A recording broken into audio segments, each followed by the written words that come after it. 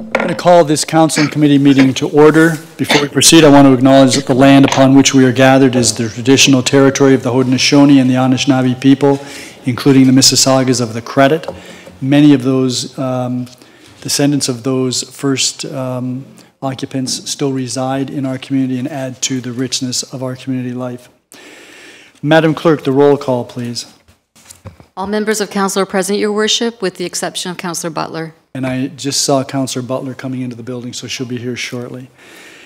There is no addendum this evening in terms of announcements.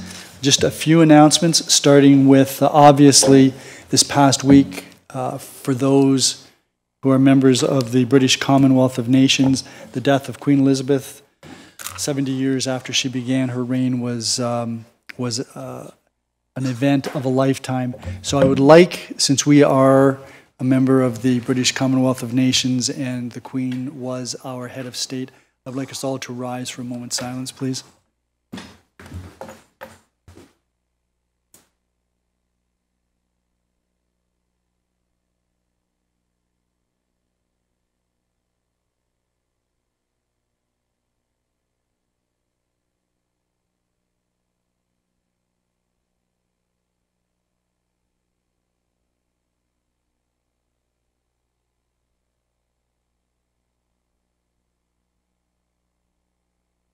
Thank you.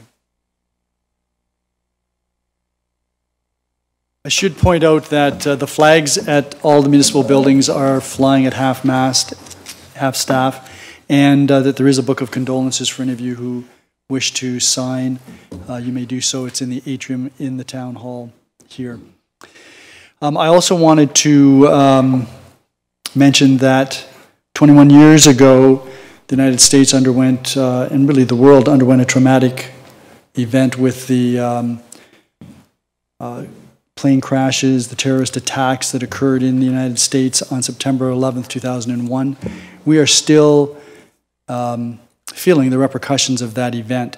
Anyone who is familiar with the way the border operated prior to September 11th, 2001 would have noticed significant differences immediately thereafter and up until the pandemic, when things were even more challenging. But the reality is it's become a much more efficient operation, but the security isn't quite, it's quite significant compared to what it used to be. These were communities on either side of the river that the bridge wasn't the impediment, it was the river itself, and families, friends frequently crossed the border. That has changed since September 11th, 2001. It's even changed more recently, but even when it gets back to normal, the normal will not be the pre-9/11 normal. It will be different, and that's something that we'll be living with. On a happier note, today was the 8th annual running of the Rick Schuler Memorial Stakes at the Racetrack. It was a beautiful day for the race, despite the fact that it started off a little rainy. Rick's family and friends, including Councillor George McDermott, and I were there to welcome all of Rick's family and friends. It was a fantastic race, as usual, and the winner was a young fella, really from Toronto. I thought he was quite young, had a good trainer, good horse, and so it was nice to see Sue Schuler and Rick's niece Sarah, who lives in Ottawa. She came down. Frequently, Rick's Sue's brother and his wife come down as well, but they weren't able to make it today. So great race at the racetrack. And tomorrow is another day at the racetrack. September the 13th is the 87th running of the Prince of Wales Stakes. So that will be a big day here for Fort Erie. It's I think the biggest day on our race calendar.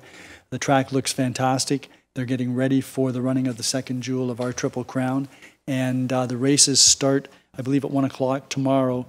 The Prince of Wales Stakes will probably be around 4 o'clock or thereabouts, but don't take my word for it. Get there early. There are lots of races. I believe it's 11 race card tomorrow, so there'll be lots of things going on. The weather looks like it might be challenging, but hey, that never stopped horses from running. On Saturday, September the 17th, is the South Coast Dream Drive. That's the event that has been organized with vehicles, vintage vehicles traveling between St. Thomas and Fort Erie, either east or west.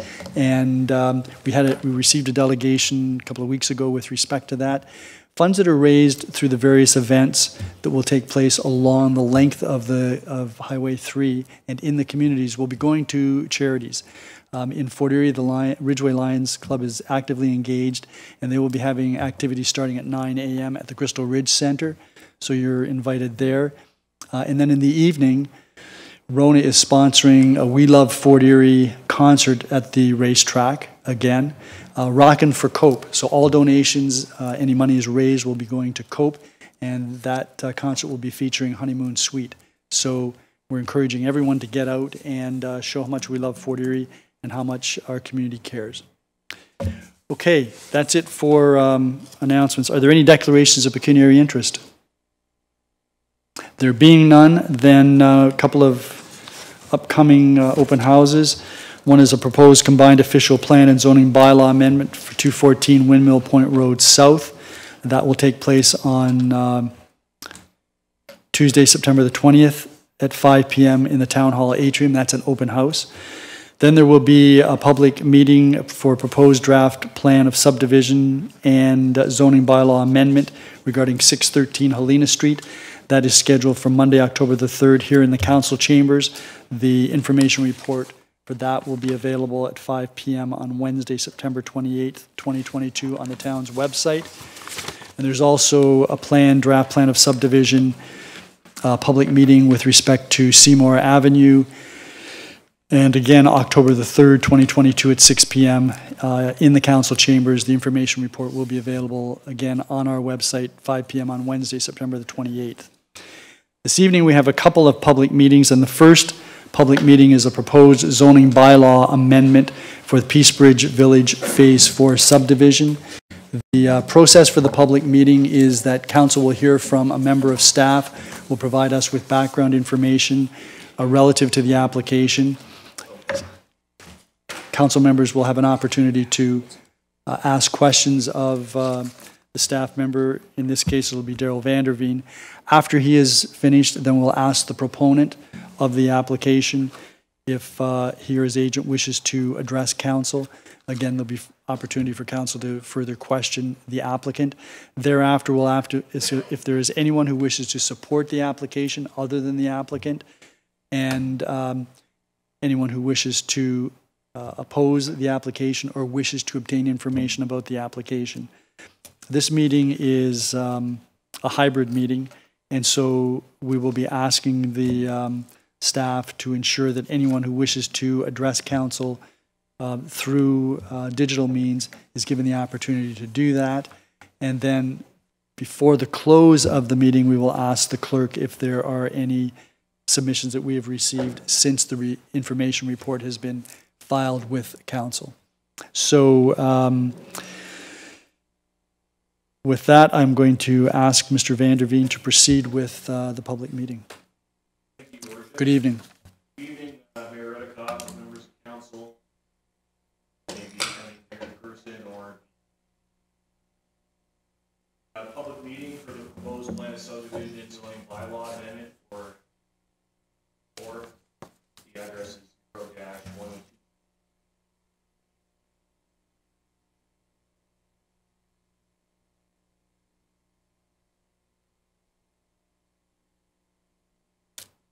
So the purpose of this public meeting is to provide information regarding the proposed plan of subdivision and bylaw amendment. Application is development of a plan of subdivision with 36 townhouse dwellings, attached dwellings in one block for a future road. Zoning is proposed to change from neighborhood development ND zone, environmental conservation site-specific residential multiple 1 R1 zone for the townhouse dwellings. Site-specific residential 2A R2A zone for the attached. Site-specific RM1 zoning proposes special provisions to permit lot area for the street townhouse. Maximum lot coverage for exterior street townhouse dwellings. Maximum density and reduce. Site-specific R2A zoning proposes special provisions to permit lot frontage for one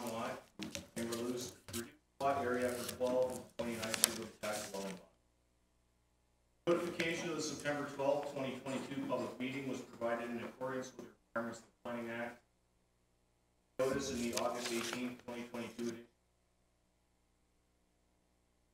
All property owners within 120 meters. Application of public meeting.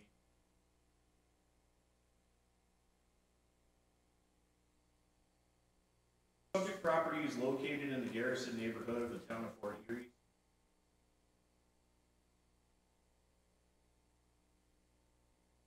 The site is approximately 2.64 hectares in area and is currently vacant. The following summarizes the land uses surrounding the subject property. North, vacant wood residential land. South, vacant wooded residential land, a storm sewer corridor owned by the town, an apartment building. Attached dwellings associated with the Garrison Village subdivision. West,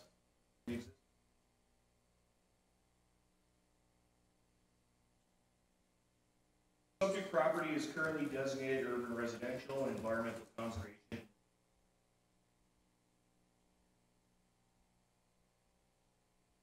Subject property is identified as being part of a woodlot over 2 hectares in Schedule C natural. The site is not under the regulation of the Niagara Peninsula. Clearing occurred on site as part of an effort to remove dead ash trees prior to submission of this application. The applicant has provided correspondence from Niagara Region's forester confirming that the dead ash removal is exempted. The forester had visited the site and observed a significant amount of. The applicant has provided an environmental impact study, including that there are no natural heritage features on site or Niagara Region's core natural heritage system. Niagara Region have provided comments at the EIS.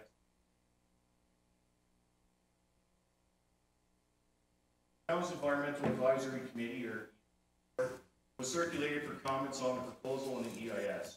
EAC has recommended that enhanced plantings occur within the subdivision. That the town consider requiring the development to provide funding for tree plantings.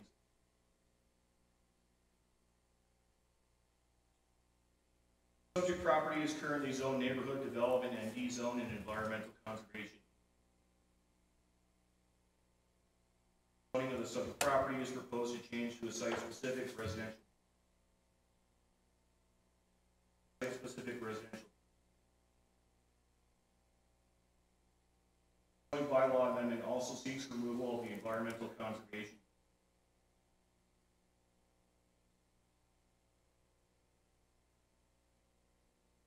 Site plan illustrating the proposed draft plan of subdivision for Peace Bridge. Subdivision features 29 lots intended for single attached dwellings, 6 lots intended for 30.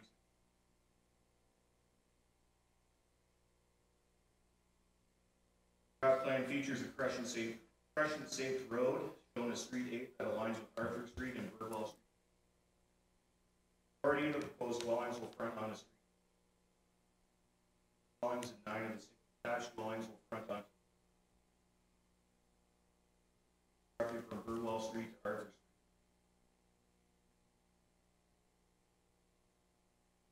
Street. The overall density of the planned subdivision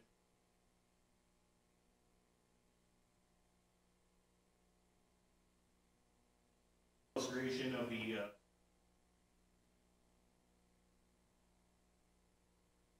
and this application is requesting a reduced planting strip along the street. Lot area for the townhouses, 170 square meters. 100 square meters to 170 square meters. Requesting increased lot coverage.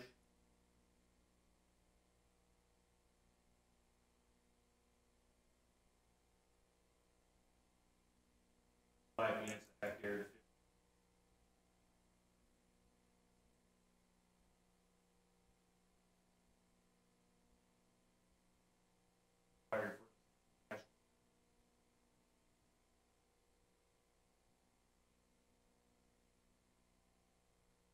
Requesting reduced lot area for lots 2 and 3 and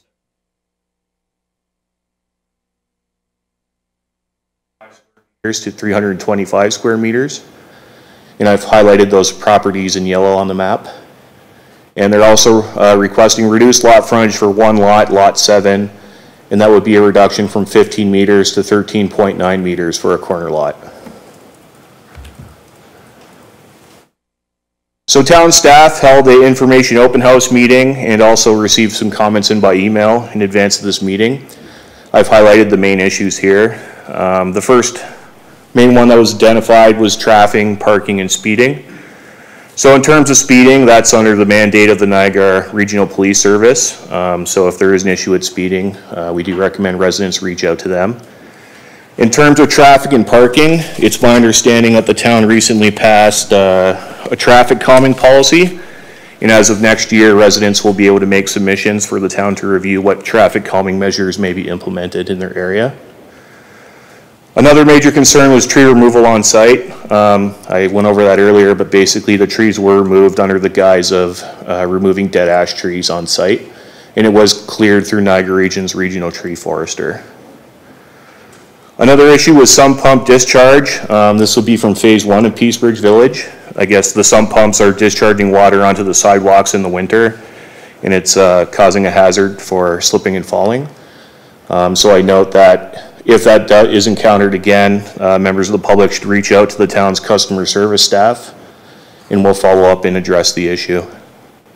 It's my understanding that the developer is responsible for maintaining the sidewalks until such time as the town assumes the roads and the sidewalks following completion of the subdivision. Another issue was the tall grass at the rear of lots along Jordan Drive. That's the location of the storm sewer that heads southwest down to the storm pond off of Albany Street. So we followed up with staff and confirmed that the intent of that area is for it to naturally vegetize. And finally, the next major issue was neighborhood park in the area. The town does intend for a park to be in the area. However, a specific site hasn't been identified thus far. It's something staff will look to confirm via future parks and open space master plan. So this is a site photo. This is looking west into the site from Louisa Street. This is looking south from Louisa Street at Burwell Street. And this is looking east from the west limit of the subject lands towards Jordan Drive and Louisa Street. And that concludes my presentation. Thank you. Thank you very much, Mr. Vanderveen. Do any members of council have any questions? Well, let me start. I've just got a couple. So the town's policy with respect to sump discharge is that it not go directly into the storm sewer system. That is correct. And that's something that we can raise, I guess, when we get to the report stage. Could you go back to slide 8, please?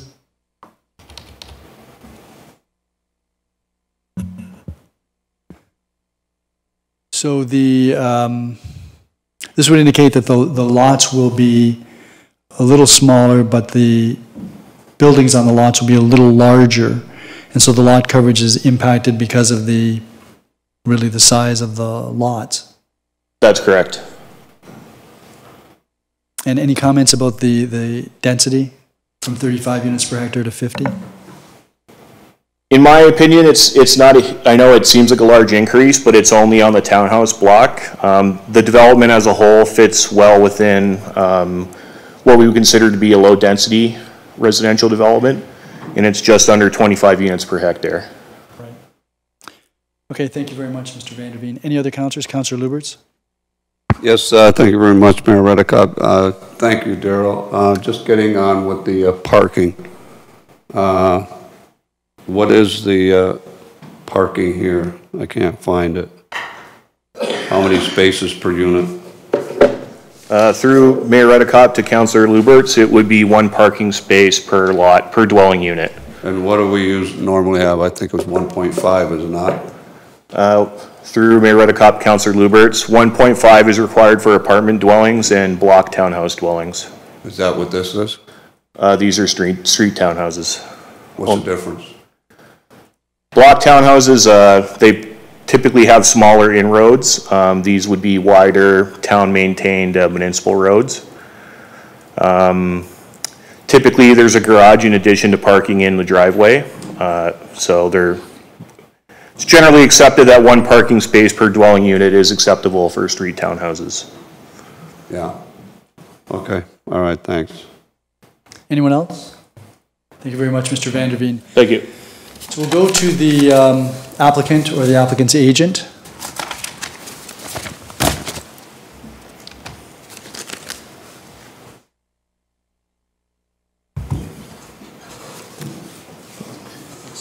Good evening. Good evening, Mr. Mayor and council members. Thanks for having me tonight. I'm just going to bring up a presentation that I wish to share with you this evening. And could we have your name for the record, please? Yes, my name is William Heikup. I'm a planner with Upper Canada Consultants. I'm here tonight representing the owner of the subject land, Ashton Homes. I'm here tonight to provide a brief presentation regarding the proposed development. As indicated, Peace Bridge Village Phase 4. Applications for this development consist of a draft plan of subdivision and zoning bylaw amendment. The lands are currently vacant and are 2.64 hectares or approximately 6.5 acres in size. The lands are within the urban boundary and are considered to be greenfield. They are lands that are designated as urban residential in the town's official plan with the EC overlay and are currently zoned as neighborhood development with that same EC designation. The lands are located to the south side of Louisa Street and south of the existing Peace Bridge Village development lands, Phase 1, 2, and 3. The lands are north of the existing dwellings on Jordan Drive. The proposed draft plan of subdivision consists of a single public road, or a crescent, shown as Street A. The development would see the extension of Louisa Street from Burwell to Arthur Street, and this Street A crescent would connect into those 2 independent intersections. Block 36, as shown in dark gray, has been set aside for a potential future roadway connection. If that connection doesn't happen, in time it would transition back to a single family lot. The plan includes 29 single detached family dwellings around the exterior of the site, while the interior blocks are proposed to be 6 townhouse blocks with 36 street townhouse dwellings. The zoning bylaw amendment seeks to revise the existing ND and EC overlay to a site-specific R2A zone for the single detached dwellings and a site-specific RM1 zone for the street townhouse dwellings. These site-specific provisions requested are largely representative of past approvals in Peace Bridge Phase 1 and Peace Bridge Phase 2. The difference with this plan of subdivision is the lot depths. So the proposed typical lot depth is approximately 30 meters in depth. Due to the geometry and shape of this land, we're about achieving just under 27 meters in lot depth. So the lot area changes are largely reflective of that. So we will largely have smaller lots, but also smaller houses on that. So we can expect approximately 900 square foot envelope for the street towns, representing an 1,800 square foot 2-story, and then an 1,800 square foot single attached dwelling, and double that, the 3,600 for a 2-story. Obviously, that depends on some variation through architectural design and different model types that would be provided throughout the plan. As part of the applications, an environmental impact study and functional servicing report were completed. As indicated, the EIS concludes the site does not support natural heritage features or functions of the core natural heritage system of the Niagara Region and the town of Fort Erie, and supports the EC overlay removal. The functional servicing report discusses how the development is to be serviced and concludes there is sufficient access and capacity to the existing stormwater, sanitary, and water main sewer systems. Thank you for your time this evening, and I'm here to answer any questions you may have at this time. Thank you. Thank you very much, Mr. Redekop. Any members of council have any questions? So the frontage of the residential lots is 13 or 14 meters?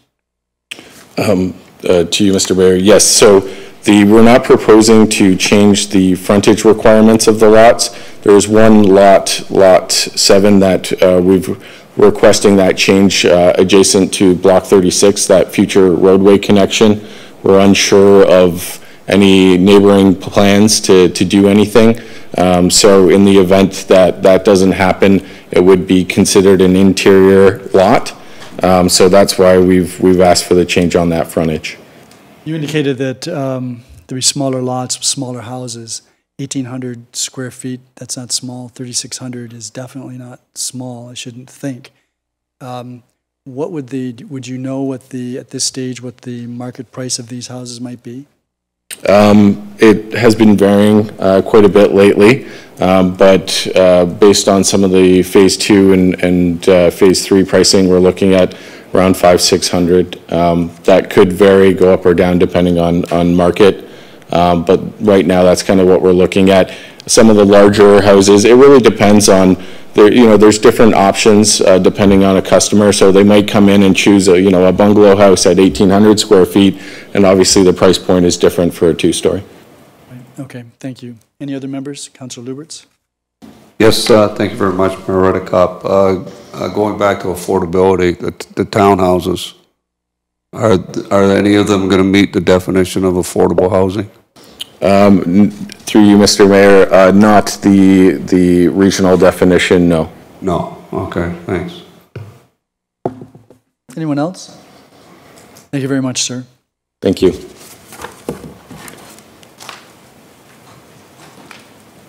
So at this point, I'll ask if there's anyone who wishes to speak in favor of the application other than, obviously, the applicant. If not, is there anyone who wishes to speak in opposition to the application? Please come forward, sir. My name is Russ Young. Well, you have to come forward, sir. Oh, sorry. I should know the drill. And you have to give your name and address. Russ Young, 2000 Jewson Road. Nowhere did I hear anything about affordable housing. And that's a lot of homes to be built without anything under the 300 grand mark. I get it, developers are out for profit, but there should be some sort of obligation to build affordable houses. And at 500 grand and up, those aren't affordable houses. If you're going to put 5 families in one home, certainly there. But most people want a home by themselves. So if I hear affordable housing somewhere, then I'll say, great, go ahead with it. But otherwise, we keep talking about affordable housing, but nobody's actually putting it out there. So let's hear something about affordable housing. Does that make sense to anybody? Anything further? No. Any members of council have any questions of Mr. Young? Thank you very much, sir. Thanks for your time. Far corner. Good evening, sir.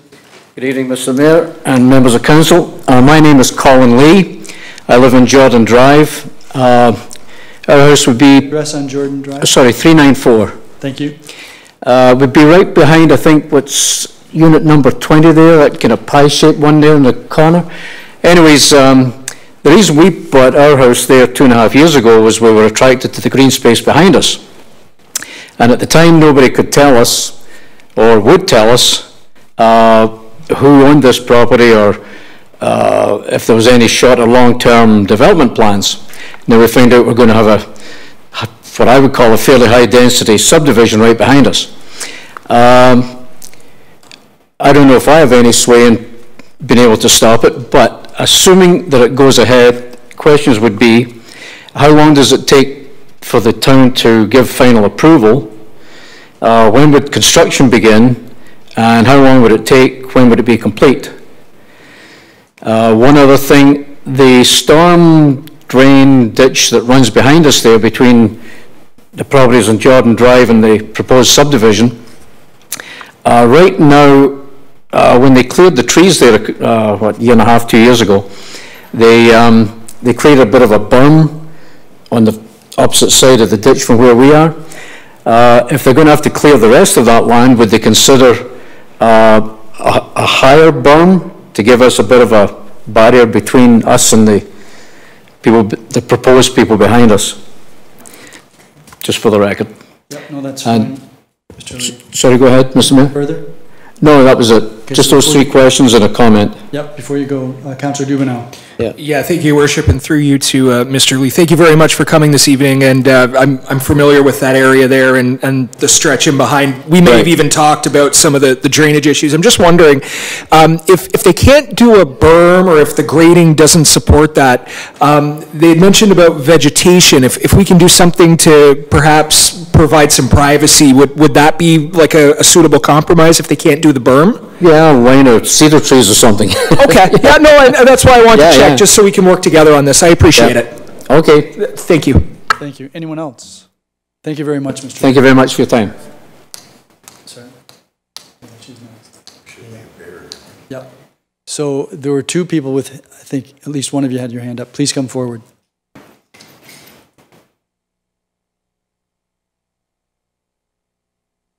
Good evening. Good evening, Mr. Mayor. I live on 398 Louisa Street. My name is Rihanna Bachin. My main concern, similar to the resident on Jordan, we are first-time homeowners, my fiance and I, and what attracted us to those lots specifically was that we had this like completely open area, no front neighbors, and we were actually, that entire street paid premium lot fees just for the fact that we wouldn't have front neighbors. So it's been quite disappointing for us, kind of a hard pill to swallow, if you may. And on top of that, you know, being at the bottom of the subdivision, the whole subdivision funnels down with traffic, and so Louisa Street's quite busy. And because there's that future road is not necessarily in the plan right now, it'd be 65 new houses using Louisa Street on top of the traffic already going there. So that's kind of a concern that I have as well. So my understanding is that Louisa Street will be built through to Arthur, and that traffic would be funneled out towards Garrison Road in that direction. So they wouldn't be coming through the subdivision, which I think is your concern. Mm-hmm. And as Mr. Vanderveen indicated, we have adopted a traffic calming policy so that if there are problems with that, that's something that certainly any surrounding residents would be able to bring forward to council if this development is approved. Okay. Are there any other members of council that had questions? Councillor Lubberts. Yes, thank you very much, Mayor Redekop. Thank you very much for coming forward. You mentioned that when you purchased the property, that you were told that there wouldn't be any development across the street. Who told you that? So the development was handled by a realtor, and I work in construction. It was the first time I've ever seen this myself. And my neighbors, myself, we've all dealt with different real estate agents from the same realtor, and we were all told the same story. From the realtor? From the realtor, representing the builder. Representing the developer. Okay. Yes. All right. Thank you. Thank you. Any other councillors? Thank you very much. Thank you. Is there anyone else who wishes to speak in opposition or ask questions with respect to the application? And you know what, Mr. Davis, I've been looking over there. I know that Councillor Noyes is zooming in. I don't know whether she's raised her hand at all. You'll let us if she does, okay? And I guess maybe we should alert her to the fact that she should digitally raise her hand in the event she has any questions. Let me ask again, is there anyone else who wishes to speak in opposition or to ask questions about the development? Madam Clerk, have we received any additional correspondence since the information report was prepared? Your Worship, we have not. Okay, then I'm going to declare, sorry, that want to attend. Yes, please. Okay, thank you. Please bring them in.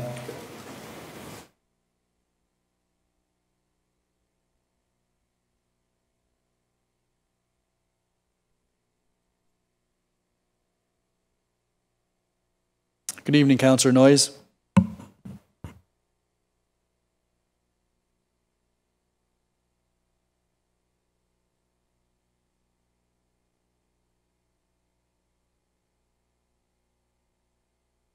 Hi. Am I able to?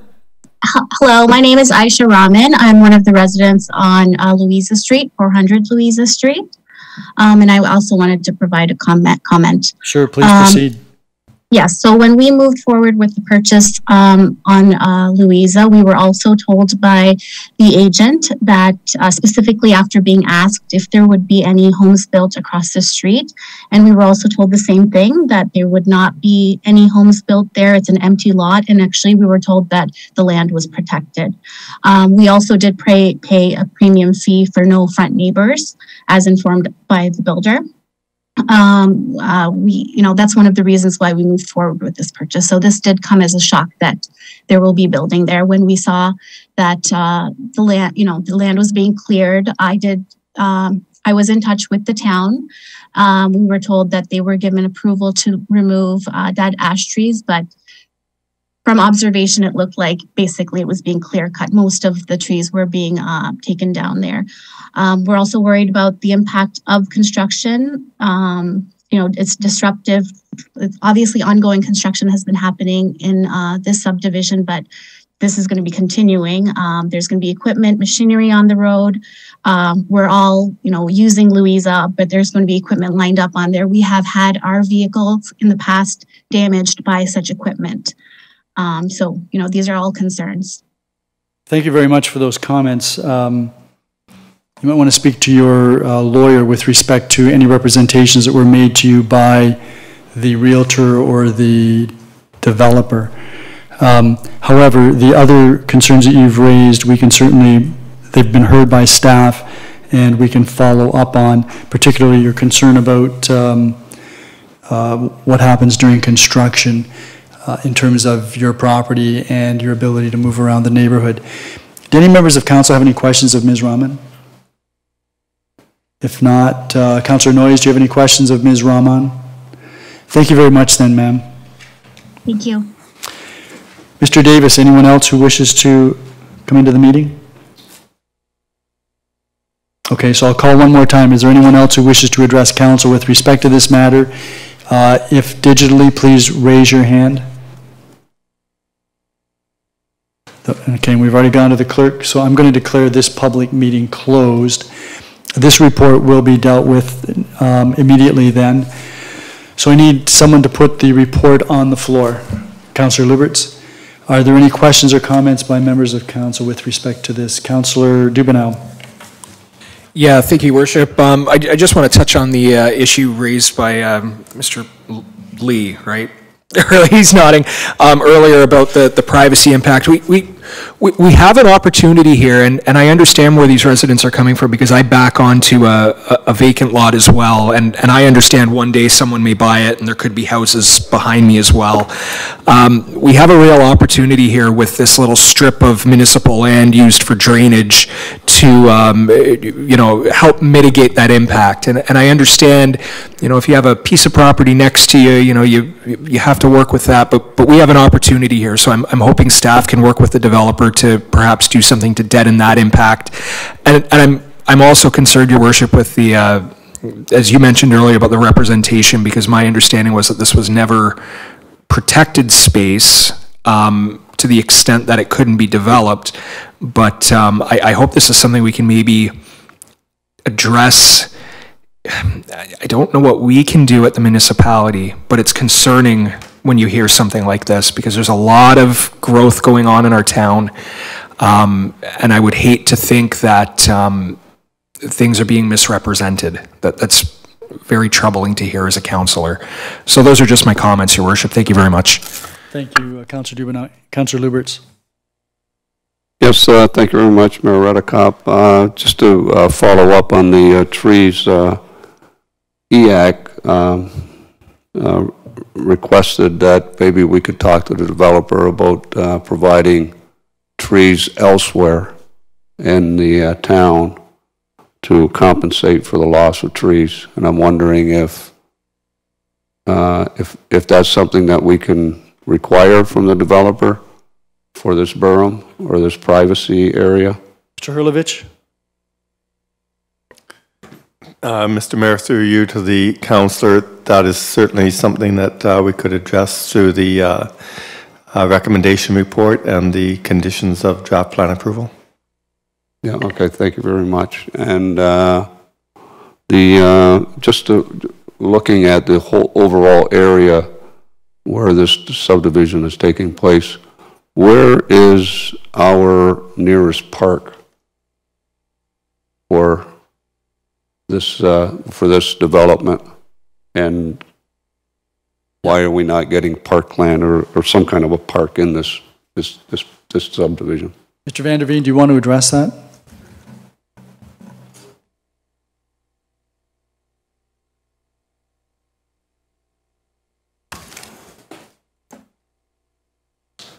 Just going to reopen my presentation here if I can. Is that possible, Kimberly?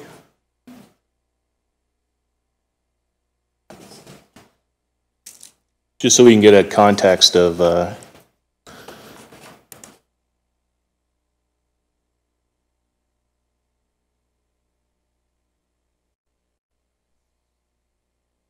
thanks. That's the developer.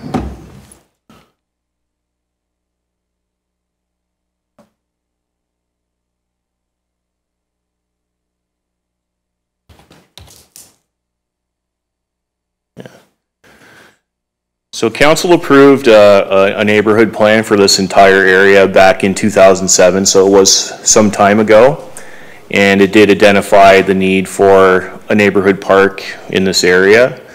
At the time, the parcel to the north of the site, right here, if you can see my cursor, that was identified as being the optimal site. However, the town has never actually acquired that land. It's still under private ownership. And it's also never been formally designated in the official plan or zoning as parkland. So what I would say at this point is the town is looking to have a park in this neighborhood. We haven't settled on an exact location yet. That is one candidate location. However, the town would have to purchase the lands for that to proceed forward. And obviously the property owner would have to be agreeable to that.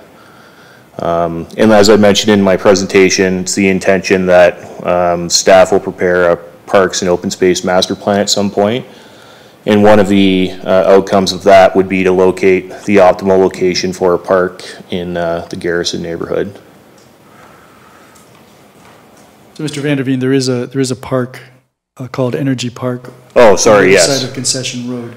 Yeah, so Energy Park is right here, just south of the Canadian Tire. So it's several hundred meters away from the subject lands. And then probably the next nearest would be the amenity space along the river and lake, owned and operated by the Niagara Parks Commission. Councillor Lubberts? Yeah, so I just need to get this clear. This parcel that we're talking about, that was the parcel that was identified in the secondary plan as a park. That's correct. It was not. Now, my next question then is, can we not require that they provide land for parks? My understanding is we can get cash in lieu of. So can we not say we want a certain amount of your property so that we can make a park? I understood that that's what we could do. Mr. Van der Veen? Yes, council has two options. We can collect 5% cash in lieu of parkland dedication, which will be put into a pot for the municipality to purchase town parkland, or we also have the ability to require the developer to give us 5% of the land for park dedication purposes. Yes, so now my question is, why haven't we done that? Well, this is only the public meeting information report stage, but we can explore that in the recommendation report. Yeah, but I'm thinking, why haven't we done that with the rest of the subdivision, phase 1, 2, and 3? Why didn't we acquire pieces of this here property? It's the same owner, isn't it? It is now. It wasn't owned by the developer at the time. It was under other private ownership at the time of the other phases, is my understanding. So we let it slip. We let the property slip by when it came up for sale. Is that what we're saying? So why don't we let Mr. Hurlovich speak to the philosophy behind 5% land, 5% cash in lieu of land, as you've got staged developments. Mr. Hurlovich? Right, so, excuse me, to you, Mr. Mayor, to the councillor. So the Planning Act does allow the town to collect 5% of the land area for a park. And in the alternative, they could collect cash in lieu. So Mr. Vanderveen has identified that the property at the northeast corner of Louisa and Arthur Street was the site identified by the town for the parkland. So monies that were collected in phases 1, 2, and 3, and this phase could be used toward the purchase of that land. At this point, staff have not been able to secure that land. So it may be some other property. The town could ask for 5% of this subdivision to be dedicated as a park, but it would amount to a very small piece of land, which would not be really suitable for active play purposes. Councillor Lubberts? Yes, thank you very much, Mayor Redekop. I guess my question is, this subdivision has already gone through phase 1, phase 2, phase 3. So Parkland Dedication, we should have collected some money from phase 1, phase 2, and phase 3. There has been. So when this parcel came up for sale, when the developer bought it, this guy, the person that owns it now, why wasn't the town in there purchasing it? I guess that's my question. Why didn't we purchase it when it came up for sale instead of letting it slip by we collected the money from phase 1, 2, and 3 for parkland, right? 5%? Yep. But we didn't move to purchase any property when it came up for sale. And that's my question, is why didn't we do that? Well, Mr. Hurlovich, can you respond to that? This would be before your time. Well, it would have been before my time, but I'm going to say that staff would not be, conducting an active monitoring system to see whether lands are for sale. It may be that the developer approached the previous landowner directly and purchased these lands without it ever having been listed for sale. There are any number of reasons why the town staff would not have been made aware that the land was in the process of being sold. Councillor Lubberts? Yes, thank you very much, Mayor Redekop. Well, I guess maybe in the future we should start looking at that, because here we are. We have a subdivision, and we have phase 1, 2, and 3 of other subdivision, and we don't have anywhere to put a park other than a piece of property which is owned privately, and it might be difficult for us to purchase because of the way prices are going in Fort Erie. So maybe in the future we should make it a policy to pay attention to properties that are available, or even approach the property owners that we need parkland in the area, and if the property is up for sale, that we would be notified. My understanding is that the town has made approaches to the owner of the identified parcel, and at this stage of the game, that owner isn't prepared to sell. That will continue on, as far as I'm aware. Is that your understanding, Mr. Vanderveen? That is my understanding. However, I will follow up with our community planning staff and obtain more information on that and include it in the recommendation report. Thank you. So that will be referred to in the recommendation report. Yeah, I understand that, but we didn't. That's what we did with this parcel that's left over. But we didn't do it with this parcel that's being developed. That's the question, and that's like, let's not wait till the end when there's hardly any land left. Let's. That's fair enough. Maybe staff. I'm just saying, staff should think about that in the future, and let's not get ourselves in this predicament again. Fair enough. Anyone else wish to address this issue? Mr. Vanderveen, I've got some questions, but I don't know that they necessarily involve you. The one has to do with and I maybe will direct this to Mr. Stojanovic. This has to do with the stormwater drainage, and we have a policy that says that all surface water is to be drained off of the land, overland, as opposed to into the, and why is that? So Mayor Redekop, the primary reason for that is that we do not overwhelm the stormwater system. There, as we're aware here, there are other downstream homeowners, and those storm sewers were not designed and or constructed to be of sufficient size to accommodate direct connection from new subdivisions into that storm sewer system. Thank you.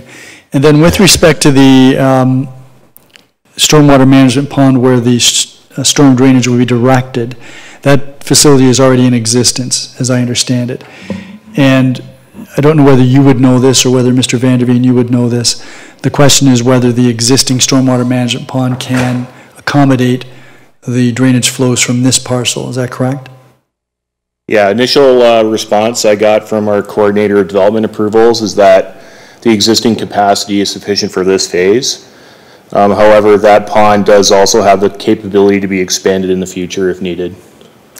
And so then that gets to my next question, which again relates to the condition of the stormwater management pond right now. This is a stormwater management pond that's adjacent to a subdivision.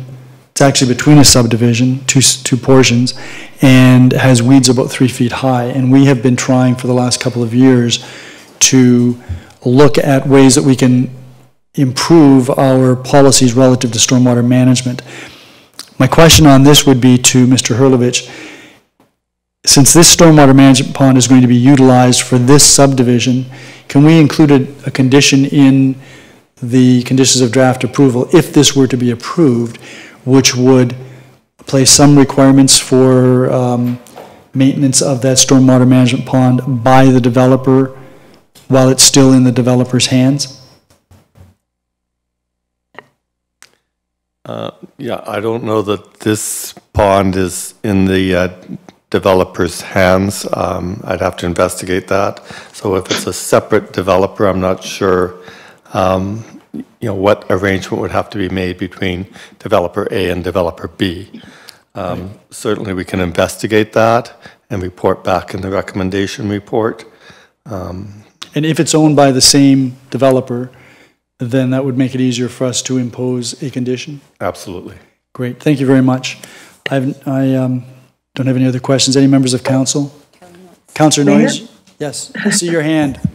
Yes, good. My hand's up. My question is on with the parkland and the potential lot or area that we don't own. Do we know who owns it? Yes. It sounds like we do because we're negotiating. Is it a different person than the person who's currently proposing this development? Yes. Okay. That basically was my question. Thank you. Thank you. If there are no other questions, then I'm going to thank you very much, Mr. Vanderveen. If there are no other questions, I'm going to call the question in terms of the report. All those in favor? None opposed, that is carried. That then takes us to our next public meeting, and that is the public meeting relative to cannabis. Same rules apply to this meeting, and we're going to start by hearing from a staff member, Chris Miller, who will provide us with some background relative to this matter, and the information report will be dealt with immediately after this public meeting. Good evening, Mr. Miller. Good evening, Mayor Redekop, members of council, public here this evening, and those watching at home. This will be generally a quick presentation as this is, carrying forward with the study work that was completed endorsed by council back July of last year. So just quickly, the purpose of the meeting and this whole process is to amend the town's official documents, the official plan, the zoning bylaw amendment, and the site plan control bylaw all need to be updated because currently they only reflect medical marijuana and that nomenclature and the definitions and such. So this is the impetus of this updating process. The proposed amendments are being advanced under the Planning Act, or Section 17, 34, and 41, respectively. And as council recall, in July 2021, council received a report from SGL Planning and Design Inc. that provided recommendations on how we should be proceeding with amending our documents. And I'm joined tonight by Mr. Lowe's, who is here if we have any additional questions. So that is the impetus of all of this. So the notice of this public meeting was issued in accordance with Planning Act. It was in the Niagara this week, in August 18th. It was also on the town's public notices web pages, the Let's Talk Fort Erie, and it was announced by Mayor Redekop at the August 22nd council meeting as well. All the persons who've been connected to this process since it started back in 2020 were sent, who provided their information, were sent notice of the public meeting. So that in total was about 82 people. There was 73 emails that went out, and 9 people had received letters from us with this public notice. And of course, the prescribed agencies were also circulated the notice and copies of the draft amendments for them to review and comment. So, you know, the town introduced the amendments in, originally, I was mentioning medical marijuana back in 2014, and of course that's all antiquated policy now with the onset or the enacting of the Federal Cannabis Act in 2018. So in May 2020, Council approved the terms of reference for the study that I was referring to, and then we went to an RFP, and ultimately we retained SGL to undertake the study on behalf of the town. And of course, the study assessed and recommended changes in the context of the cannabis production as a land use. So the study did not assess, you know, the personal side of things, as everybody's well aware that you can have 4 plants per dwelling, and that stuff is not part of it because that stuff's under the federal regulations as of right. So following the study work, Council dealt with it in July 2021. This council recommended we proceed. There was a modification made on the floor that evening. My recollection and watching the video was of the 500-meter separation from a school was also part of a motion moved and amended and approved as the recommendations. The open house was held November 9th. I believe there was 4 persons in attendance at that meeting with staff, and the consultant was also on hand for that. So the study timeline really was just quickly laid out for you here, phase 1, 2, 3, and 4. We're at phase 4. As you can see, the months and years and the content of the steps in that process are available there as well. So proposed amendments, as far as the official plan is concerned, policy permitting indoor-only cannabis cultivation within the agricultural areas and the rural areas. So cultivation will occur indoors only and may not emit any odor. The use is in accordance with all the federal regulations. 150-meter separation distance from any sensitive land uses except the residents on the same lot, and that's for the agricultural rural designations. 500-meter separation from the schools, and the site plan control to make sure that it goes through site plan. Currently there is, as far as the site plan control bylaw, as part of this whole connected amendment process is that we want to make sure that the cannabis production facilities are going through a site plan process.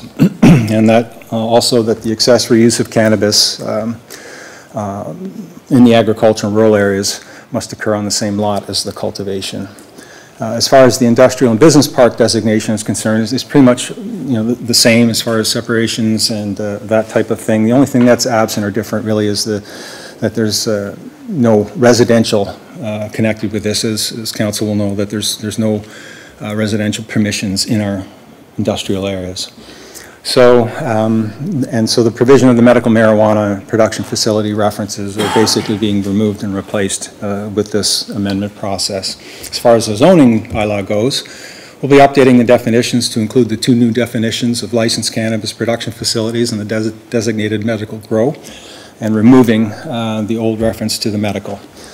We'll be listing both as of right in agricultural, rural, industrial, and prestige industrial zones, and that the definition of agricultural excludes the uses. Now this is a little bit tricky in wording here, but it's permitted in agricultural and rural designations or rural zones, but in those zones only, whereas their bylaw, for example, I use here extractive industrial also permits agricultural uses.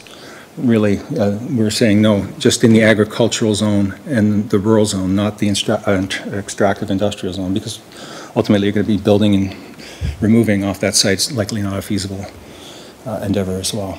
So additional zoning bylaw amendments here to update the regulations, as we've talked about, minimum separation distance of 150 meters to the sensitive uses. So residential obviously is a sensitive use. 500 meters to the schools, prohibits outdoor storage, requirements not to emit any odor, requirements to operate in an enclosed building. Additional requirements in the agricultural and rural zones relate to the uses as far as processing, packaging, testing, destruction, research must occur on the same lot as the cultivation is occurring, and farm market product is not permitted. So selling out at the side of the road like you would see or taking to market, not permitted without a provincial licensing. That's really what it comes down to. And the site plan control bylaw, a very straightforward amendment to make sure that any cannabis production facility is put through the site plan process, so that it can be put under an agreement, and the site plan and all the studies that would go along with it can be requested and done that way to ensure that the site plan is meeting everything that it should. So just a summary of everything there. The update the official plan to permit the use indoors in agricultural, rural, industrial business park designations of AOP, and as far as the zoning goes, in the agricultural, rural, industrial, prestige industrial zones in accordance with the federal regulations, and to make the use subject to site plan control. The circulations to our agencies, we originally circulated at a previous time when this is a meeting that was taking place for a postponed meeting back in November. Comments on the circulations then were that they supported the town's process of updating our documents, but they provided a cautionary message on the topic of the agricultural side of things and outdoor growing. Niagara Park Commission commented they too recognized our need to update our documents, but they had some concerns over light pollution impacting the nighttime, I think the processional sort of feel that they would have along their parkway, and concern over light pollution impacting the migratory birds. Bell and Enbridge both had no comments, just wishing to be kept informed. As far as the public is concerned, since the notice had gone out, 10 persons contacted staff to provide comments. I'll just correct that to be 11. I know our clerk and I received an email around 5:30 or so today from another commenter. But 7 were received prior to the deadline of the report, and then 3 came in after our cycle. So all of those submissions, 7 of which are in the report in the Appendix 6. There's a matrix just covering summary of what people had to say, and anything they submitted is redacted behind that. But stuff that did not make it into the report has been collected by the clerk and myself, will be provided in the recommendation report and responded to if needed in that context as well. I'll just summarize the themes of what we heard, and I don't think there's any surprise that they've been similar all throughout, and that's, odor's been a concern of people. Separation of sensitive uses has been a concern. There's been people in favor of the policy to regulate, people opposed to the regulation, and site-specific concern over one of the existing licensed production facilities just had concerns as well. So considering the input, next steps really, consider the input we received tonight from public and council, review, make any necessary adjustments or minor edits to the proposed amendments, and present the final ones if council is moving forward. We could probably get that, I suspect, October 3rd council committee meeting, and it could be dealt with as a bylaw prior to the council's end of term. So I think that's probably all. Just a quick timeline. I just described vocally there, but that's the layout I think is achievable. So that's there, and that's it. Thanks. And as mentioned, I have Paul Lowe's, principal and partner of SGL, who did the study work for the town, and I'll stop there. Thank you very much, Mr. Miller. Any members of council have any questions? Councillor Butler. Thank you, Your Worship. Good evening, Mr. Miller. Hello.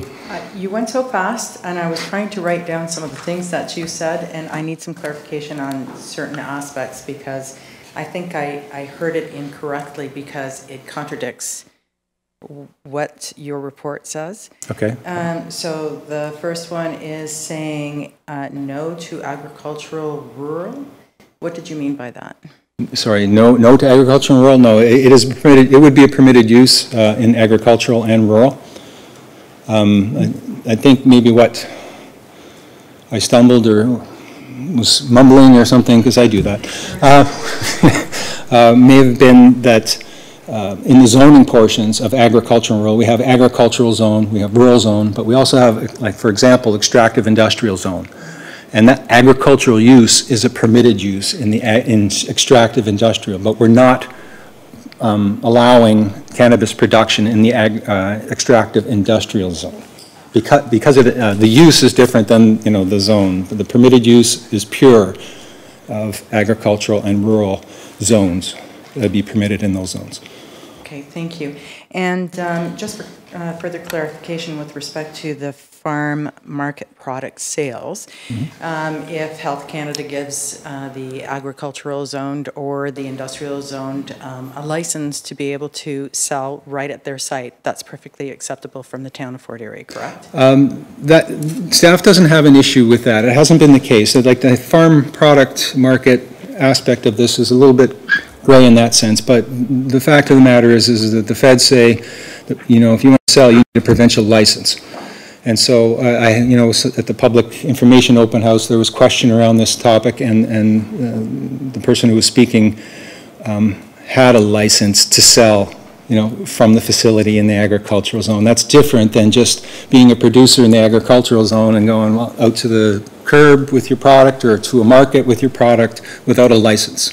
The province takes an interest in this because they obviously license through the alcohol gaming group the retail licensing. So it's I'm sure that they want to maintain a level of control on this you know, regulated substance type. Okay. Yeah. So just if you don't mind, Your Worship, a couple of other questions. The letter that we received from Mr. Overend earlier in the week or last week noted that the wineries have the ability to invite people in for site tours and tasting, and that's the trend that the cannabis industry is going in as well. What has the consultant and yourself as the representative of the town taken note of with respect to this trend? And it will be something quite notable in the very near future. Right, and I've been aware from other commenters of other trends as well. But in this particular instance, it's similar to the licensing. If you get a provincial license, but the grape industry, obviously a large industry and a lot of value-added sort of approach to what's happening with that. But you know, their requirements of having a license under the Liquor Control Board as well to have and host those types of events, I don't see that being not really that much different in the cannabis industry. And so we're going back to a license. If you can acquire a provincial license to be hosting some sort of, you know, cannabis party and dinner and stuff like that, it's probably on par with that. But we're probably still dealing with a licensing matter.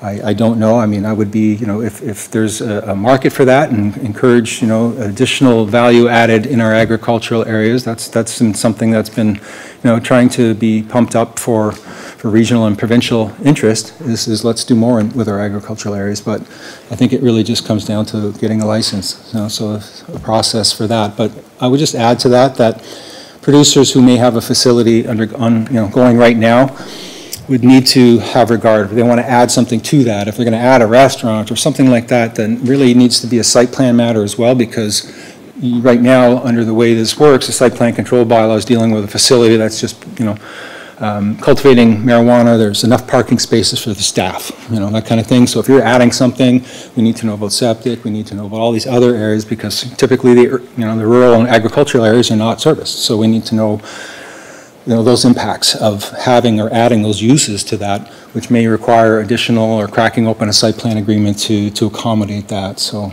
you know, those subtleties I'm not fully versed on, because it's not you know, what I'm practicing in. So, but I hope that's helpful. No, that's very helpful. Thank you. I appreciate that. And so I note that that though it is not happening in the Fort Erie area right now, that is the rumbling that I'm hearing all over Canada is that the trend is going to happen. So I assume that once that starts to come your way, then you'll look at language to address those issues at that time.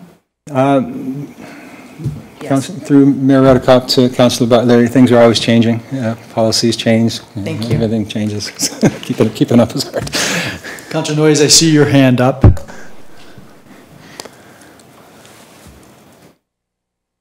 Okay.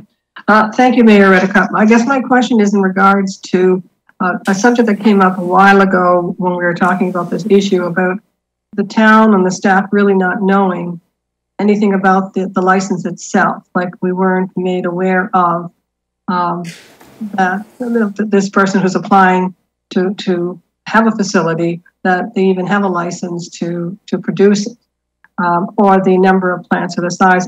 Can that be part of a site plan or a request that they have to provide that information to the town so that we do know? Mr. Miller? Through you, Mayor Redekop, to Councillor Noyes, I believe that is the way it is put together in the federal act, is that if you're gaining a license, if you're doing a site plan or that kind of thing, you are to notify the town that you've acquired a license. You're also required to do a number of things like related to site plan and stuff. You're to go the other way and let the province or the federal government know that you've got a site plan agreement. I think it's the communications there might not always be apparent or obvious, but there's obligations of the licensee to inform the town of certain matters, as well as their federal licensor. Mr. Miller, you are very soft-spoken. The only other person I know that speaks that softly is me. And actually it works because I'm straining to listen to you. Councillor Noyes, were you able to hear Mr. Miller? Yes, I did hear him. I'm just hoping there is actually compliance. I know that about a year ago, that was one of the issues when there were some concerns raised about certain facilities and that the town really didn't have the background knowledge that they required, wasn't being shared. I'm not going to say by whom, but it just wasn't information that was available to them. It perhaps is now. Was there any discussion in regards to groundwater, in regards to the, if it could affect the groundwater at all, even if it's indoor? Through the study work, that would be by putting it through site plan control. That's where we would understand, what their capacity of water taking would be, what licensing would be required to take water, how they would be treating the water, those types of things. Am I on the mark with that, Paul? So yes, that's why we want to make sure that the facilities, the commercial facilities for production, are put through the site plan process, so we can have and request those studies, so we understand what their full range of need is, and what groundwater or water, however they're sourcing that, would be part of that. Councillor Noyes? Yeah, one further question. In regards to the control of smell and that there should be no odor, in the site plan itself, will there be some requirement for inspection? I mean, it's fine to put in a good filter, but if you don't maintain that filter, you don't exchange the filter on a regular basis, it really doesn't do much, and the smell does emanate, and the neighbors are done. So let's say that there is a smell. What steps can the town take? The place is built. It's doing a great job selling the cannabis and all that, but the smell is not being controlled. What steps can the town take? Mr. Miller? Through Mayor Redekop to Councillor Noyes, that the odor complaints would come to our bylaw enforcement group. And how that's treated once we've taken that back, I'm not 100% sure, to be quite honest with you, what steps they will take to put an end or cease, that, or what steps they need to take to mitigate that odor as quickly as possible. As I think you will recall from the open houses or the previous reporting is that the target is zero emission. It's not always capable, but that's what we're after, zero emission. So optimally, when the things are running as planned, that there are no emissions. Paul, I'm not sure if you have anything you might want to add to that, but respecting odor or emissions, what steps are taken, but it's first reported to our municipal bylaw. Yeah, certainly. Through you, Mr. Mayor, to Councillor Noyes. One of the reasons why we recommended that you amend your site plan and require all these to go through site plan is then you can have a site plan agreement within the applicant, with the operator. And that site plan agreement then is your legal agreement working with them. And you can put in that site plan agreement for annual maintenance, whatever you can agree to with them. Then that legal agreement gives you a little bit more strength rather than just an odor control bylaw, more strength if they're not abiding by the requirement for no odor. You still will have to go to the courts, but it gives you a little bit more strength because you have actually a legal agreement with them. Thank you. Councillor Noyes? Thank you for that. I'm glad to hear that therefore what I'm reading into this is that at the site plan stage, we can put in requirements in regards to mitigating the smell and penalties if smells are not mitigated, including fines and things like that. I see Mr. Lowe shaking his head up and down, which would mean the affirmative, so yes. And I would think that we would make sure, considering this is a multi-million-dollar enterprise in most cases, that the fine would be substantial. It wouldn't be like a $200 slap on the wrist. It would be a substantial fine to entice the owner to do what they need to do to mitigate the odor. So, Mr. Miller, is that something that would be implemented through a separate? Through you, Mr. Mayor, I believe that we're heading towards the bylaw side of things, where the fees or the penalties in that bylaw are spelt out, and what the first instance, second instance type might be. Right. Councillor Noyes? Yeah, I do think they need to go hand in hand. If you have an agreement with the cannabis grower that he's going to mitigate and that he's going to do annual inspections and change the filter as required, et cetera, but there's nothing to make it happen. If there's no penalty if he doesn't or she doesn't, then we have an issue. Right. I would just, through Mr. Mayor to Councillor Noyes, I mean, through that site plan agreement, and as far as maintenance agreements go, is that, you know, you can request the maintenance records be submitted or something like that, so we know that qualified people have been servicing their filtration systems, and here are the reports and the replacement parts, and those types of things can be, you know, extracted out of the annual reporting or maintenance reporting that goes on. I think, you know, there's instances where breakdowns, and I'm thinking of Arena's breakdown, their cooling stuff stops, the rink melts or something. A total accident, not much you can really do. But, you know, the maintenance records are something that's telling and will help, as Paul has pointed out, when it comes time to go to the courts or something like that. If there's no maintenance records or they haven't been submitted, then, you know, the case builds for the town. So it's really something like that I would imagine a process going forward. But thank you. Anything further, Councillor Noyes? Nothing further, thank you. And I do think this needs to be part of as we move forward, we need to kind of nail this down. Thank you. Okay, is there anyone other than Councillor Butler? So I'll go to you, Councillor Lubberts, and I'll come back to you, Councillor Butler.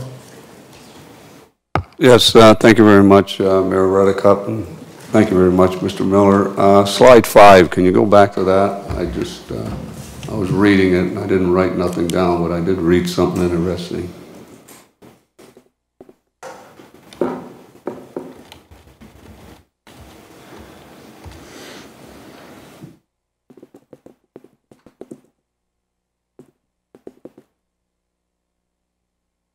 Now, the second bullet there,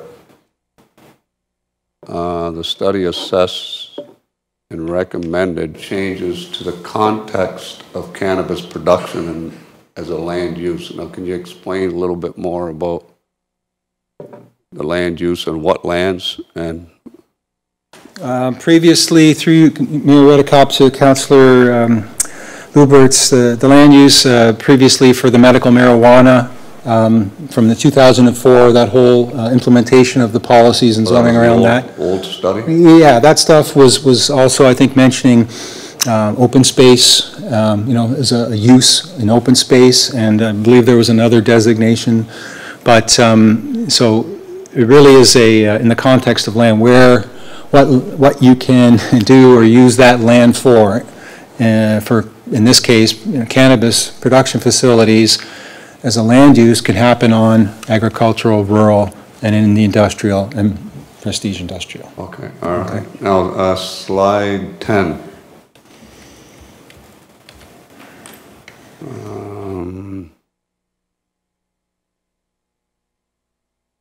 Ensures that only indoor facilities are permitted as of right in agricultural and rural zones where they are specifically listed and not anywhere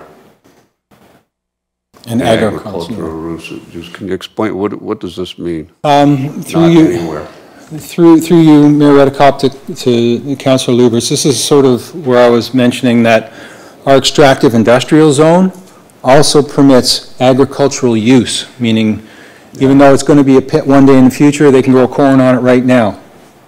But we're not going to permit cannabis production facility on extractive industrial zone. We're going to permit it in the agricultural zone and the rural zone. You know, I'm saying like the pure zone. Agricultural use, I can, the use of agriculture is occurring in different zones and whatnot. So what we're saying is that cannabis production facilities are permitted uses in agricultural zones and rural zones, not other ones that may permit agricultural use. So the extractive industrial is zone. Where are those lands? That would be pits and quarries that haven't been excavated yet, for example. They may be zoned extractive industrial presently in the town. That will be a pit one day in the future, but it's zoned for extractive uses, and normally those types of things wouldn't be providing for any construction on them because they're going to be ultimately excavated. It didn't appear feasible. So. Okay, and slide 18. I think that was the one where you had, the October 3rd, 2022. Are you kind of pushing the envelope here? I mean, October 3rd is 2 weeks from now. What we're expecting or hoping happens this evening is this is public meeting. We'll receive the comments of public and take in what we've heard from council. If there's any modifications being needed, what we would do is we would return to the next council committee meeting, which I understand to be October 3rd, with a recommendation report, if I'm not mistaken. Am I wrong with that? Maybe the clerk? The next committee meeting is October the 3rd. Correct. So this is an information, this is only an information report, the public meeting, we're gathering information, and then what we would do is assess that information, make any necessary modifications, write a report back to you for the next committee meeting with a recommendation along with that. And of course, if committee on the 3rd were to okay or approve those recommendations, a bylaw would be prepared for the council meeting prior to the end of this term. That's, if you want to say about the pushing it, then the way I think is that we can do it if. No, I'm just saying. To me, it sounds like you're assuming that you're not going to have to do anything else. You're not going to have to do any more research. You're not going to. No, not at all. No, I think through Mr. Mayor to Councillor Lubberts and all, I was being optimistic that because quite frankly, the recommendations, this whole process has been delivered, through council's direction back in July. They said move forward, make these amendments. So I'm hopeful that through all the process and all that public engagement that occurred, prior to that, we're close. So we're okay. Now the odor. I know that this is contentious with everybody, and it's been brought up, and it keeps getting brought up. But at the same time, just recently we had Russ Young, who's here tonight. He brought forward a whole list of strains of cannabis that you can buy that emit different types of odors. For instance, blueberry, watermelon, different things. maybe I need to ask this question in the report, but I didn't see anything in your presentation. Have you looked into that? Have you found out any more information about odorless or strains that give a different odor other than a faint skunk smell? Through Mayor Redekop to Councillor Lubberts, and I think that's just starting to step aside the scope of land use, you know, like when we're talking about strains and things like that. For example, to me, I don't know that we can tell what producer you can only grow strawberry scented cannabis. You know, I think that's something that they would want control over. No, right? I would think that when we're talking about land use, that's where that's an important issue. Yeah, and we're just stopping odor. there. As far as the odor. I think the odor is an important issue as to the land use and the rules that apply to the land use, so the zoning as an example. Yes. So I agree with Councillor Lubberts that this is something that we need to consider. Correct, and I would say that council did consider that in the sense that they've implemented a 150-meter separation from sensitive uses because of odor, and 500 from the schools because of odor. But you know, to get into the smaller of what strains, that's kind of something the industry will deal with. What we agreed to was the distance because of the foul odor. But now we have learned through Mr. Young that that there are strains out there that emit a different odor. And did you look into that? Have you found out any more? Have you got any more information about how readily available these seeds are and these plants? So did you want to take a stab at this, Mr. Lowe? Mr. Lowe was asked this when he appeared before us last year. Mr. Lowe? Through your worship to the councillor.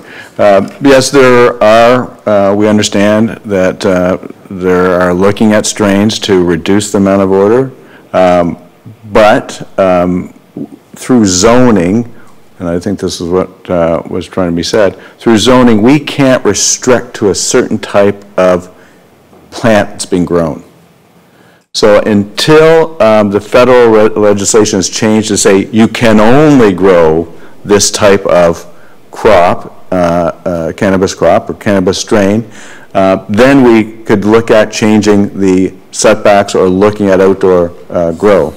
But until then, you cannot as a municipality say through zoning, you can only grow this strain, because it's a land use. So you can only say you can grow cannabis or not grow cannabis. You can't say what strain to grow.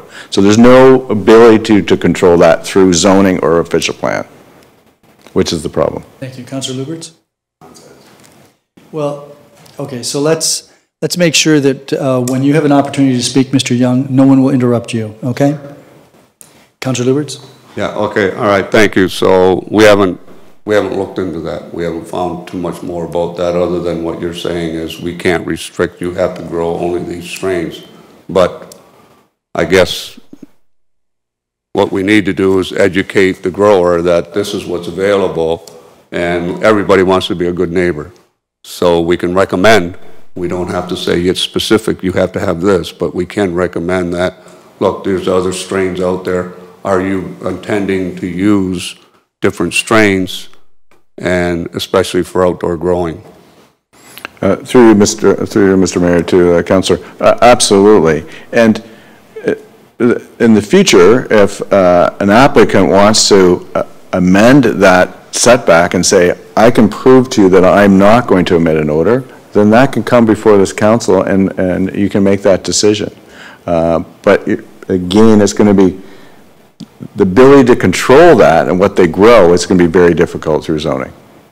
Okay, so now my next question, this will be the last one according to your presentation. You said that this is all going to hinge on bylaw, and people are going to have to call bylaw if there's extensive odor.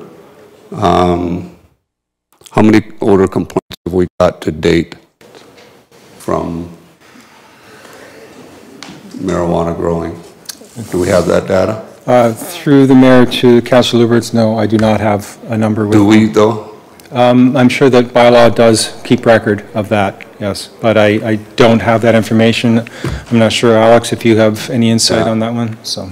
Look, if they do have it, I think what's important when it's presented and when it's brought forward to council is that they separate it from the backyard growers, which is legal, because this report and this presentation right now, from my understanding, has nothing to do with residential growth. So we need to make sure that the complaints are separated as well. So we got the complaints from residential areas and we got the complaints from the rural areas.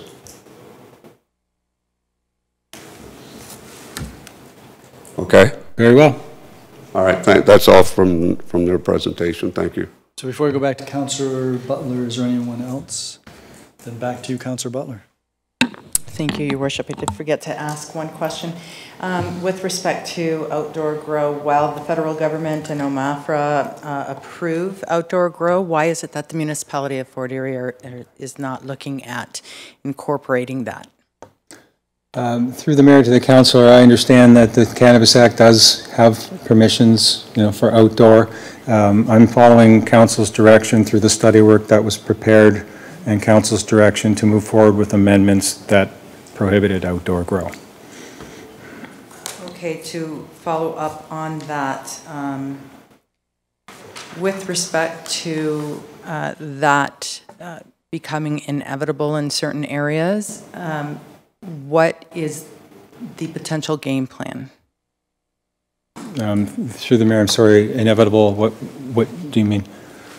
In terms of a challenge for people that want to do the outdoor grow. We've had several letters that came through over the past week, and there's every indication that a challenge may be forthcoming with respect to having outdoor grows and being approved federally and through OMAFRA on agricultural lands. Right, through the mayor to the council, I would suspect that the recourse here is that if somebody does not like what the town is implementing, they would appeal this to the OLT. I'm aware of other municipalities that have, successfully and recently moved to have indoor only in agricultural areas. Named St. Catharines as one, who have gone indoor only in their ag areas with this. I believe Grimsby is currently at this position as well. So it's really going to be a decision on the behalf of the public. Thanks. Any other members of council? So I have a couple of questions, Mr. Miller. Certainly. And this is council. Excuse me, Mr. Davis. Well, we're not there. We're not there yet. Yeah. We'll get there. So in terms of the outdoor use, there are some municipalities that don't take issue with it, and there are some that do. I would say that's correct. And would, in terms of outdoor growing, if that were permitted, it would still be subject to site plan approval. Correct. That's the significance of our bylaw. Any federally regulated licensed facility, whether it's indoor or outdoor, will need to go through the site plan process. For example, just if there was outdoor, for example, that the federal government would need or want to know the exact coordinates of limits so that they know where outdoor production is occurring. Things like that are all part of a site plan process or license requirements of the federal government. So yes, it would go through site plan. And so in the event of approval for outdoor growing, would we be considering a further distance setback between the farmed property and residents, as an example, or schools or what have you? In response to you, Mayor, I would have to say that that's a likely outcome. If there was a grow outdoor permission, that there would be additional study work as part of that site plan process to say, okay, you're going to need to be a kilometer away for, depending on, I'm having to say that there's so many uncertainties with the outdoor side of things because of weather and things of that nature, and probably the size of the grow itself, that those impacts are not mitigatable as they are in an interior only. So could there be also a provision that the property has to be a certain size in order to grow commercially outdoors? I would have to say that right now, we would probably rely on our agricultural zoning permissions and regulations. It's more to do with separation setback than, the size. I would say if you're an permitted agricultural use and you have your minimum lot area, minimum frontage, and all those things in your agricultural and meets that, it really comes down to a question of separation from the sensitive uses that you would be having to deal with as part of trying to mitigate that. Right, and can you just refresh my memory again? What was the Parks Commission's concern? Parks Commission's concern was lighting. So, they were concerned with lighting impacting, I think the term they used was the processional. I think that they'd like to keep the skies dark along the parkway for driving at night, not have glows off in the distance, and also migratory birds. And that's definitely a site plan. Site plan issue is definitely, we'll be having lighting studies required as part of the site plan to mitigate that as well. So okay. Curtains, things of that nature. So you're looking for any direction other than what Councillor has already directed you if Council is interested in outdoor growing of cannabis in agricultural and rural areas. Yes, Mr. Mayor, your direction came from the recommendations of the SGL study, and that's what's been advanced through the process. So if there are changes, they're at Council's discretion and will. Right. So you might want to contemplate, my suggestion would be you might want to contemplate what type of setback would be appropriate if Council were to decide they want to go down that road when we get to the recommendation report. I don't know what Council will decide. I'm just feeling a little bit of a breeze that's contrary to what we provided to you in terms of direction a year ago. Any other questions by members of Council? Councillor Lubberts? Yes, thank you very much, Mayor Redekop. Just one more question on slide 11. I think it was extra sales on the property or something. Farm products, sales. Correct. Now, through some further research that I did on this whole topic, there is, which I didn't know about, there's a nursery license that you can acquire. And I'm assuming that nursery license is to sell clones. Are you saying that they wouldn't be able to do that? Through the mayor to Councillor Redekop, I believe there's 6 licenses in total, different licenses under the Federal Act. And the Federal Act says sale of cannabis.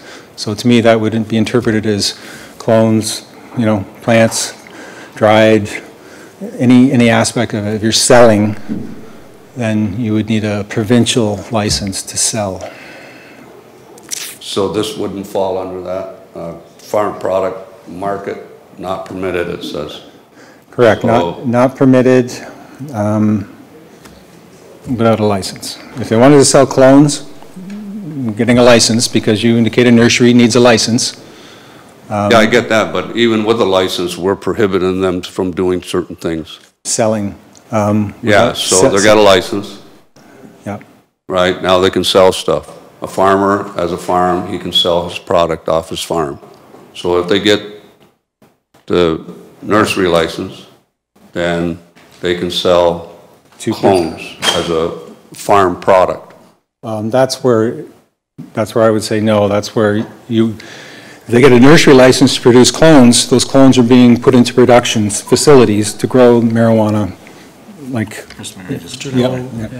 Through Mayor, Councillor, may I just clarify? Through the federal license, you can grow nursery stock, but you can sell that then to a licensed producer, so to somebody else that is growing cannabis through a federal license.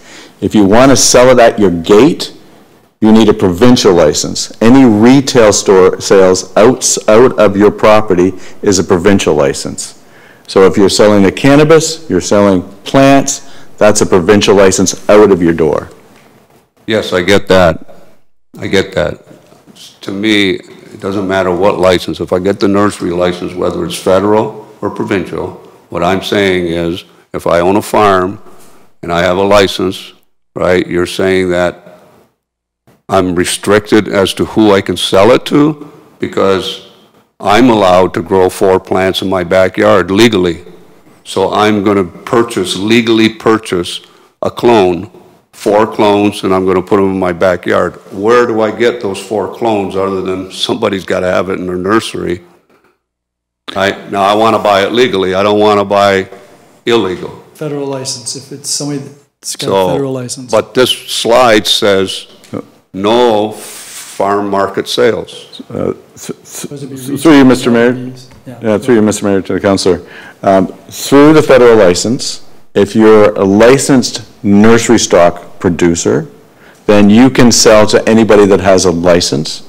You can also sell then through the mail, it's mail order, those people that want to purchase a plant or seeds.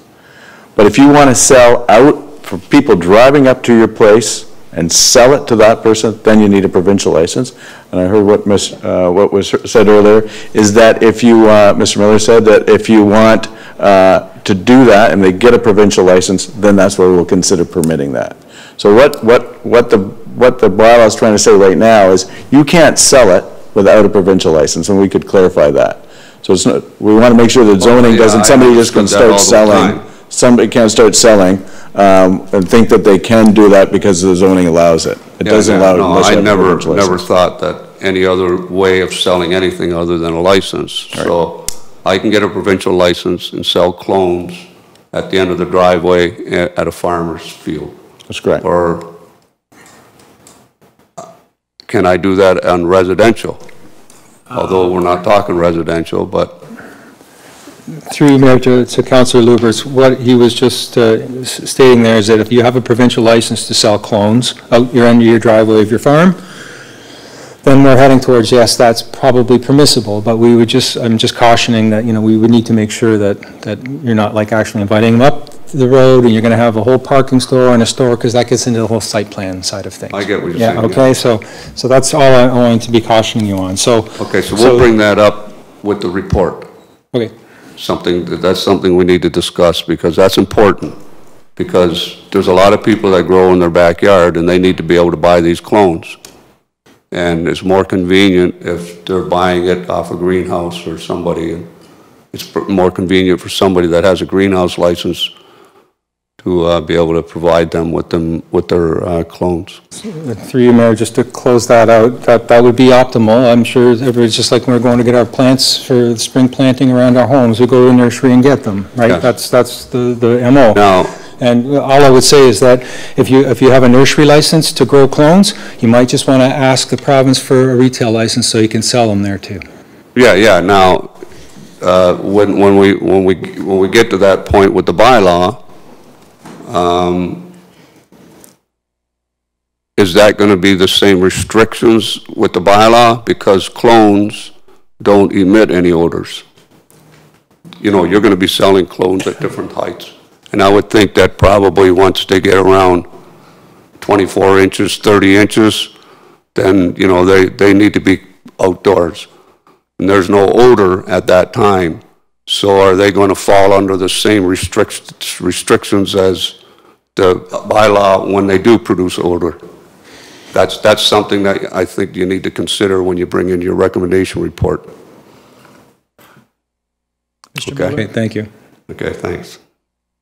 Anyone else? Okay, then thank you very much, Mr. Miller.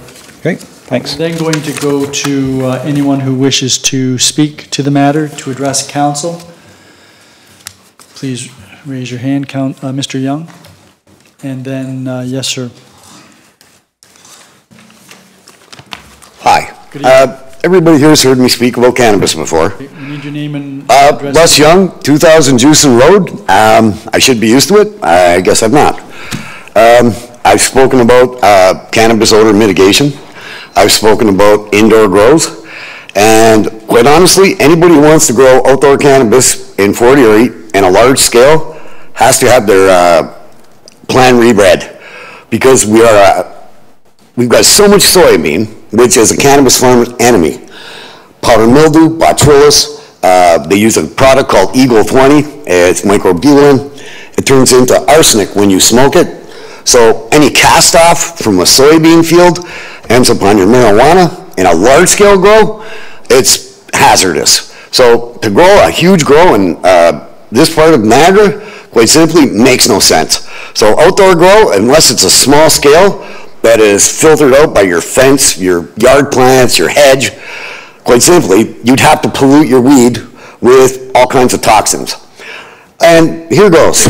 Fort Erie taxpayers have spent enough on medical, corporate, and recreational cannabis consultations.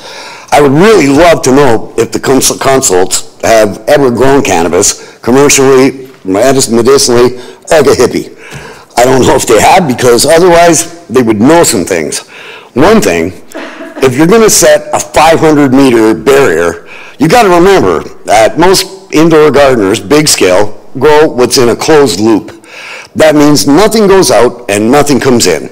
It goes through a recycled process, an air scrubber, air dryer, air conditioner. So when you think about how many people are growing cannabis right now, everybody's growing it.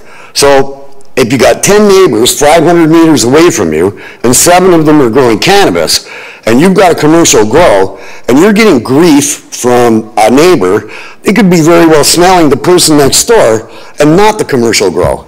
So I don't support the commercial grow by no means. I think every single person who grows cannabis should be able to sell some to their neighbor, their brother, or their cousin. So it would be a far better system than what we've got. People would be able to put tires on their cars, a roof on their house, and quite simply, we wouldn't be paying 70 grand for a consultation. That makes no sense. Anybody who knows anything about growing cannabis indoors, you don't let your light escape. You got more problems with birds hitting high rises. Anybody who grows cannabis wants to retain their light. They want to keep it on the cannabis plant. So anybody investing in cannabis right now, and if you got stocks, set them on fire. Tweedweed, they moved from Niagara-on-the-Lake to Smith Falls. They're no longer there. They blew their obligation with Niagara College. They were supposed to hire so many people every year. The Cannabis College, Niagara College Cannabis Bunker, might as well not exist. So we know right now that Canopy Growth was worth $80 a share a year ago. It's worth $2.35 today. And I read the business page every day, and I watch cannabis taking a nosedive, quite simply because people think it's greed, not weed. So you can train a monkey to grow weed.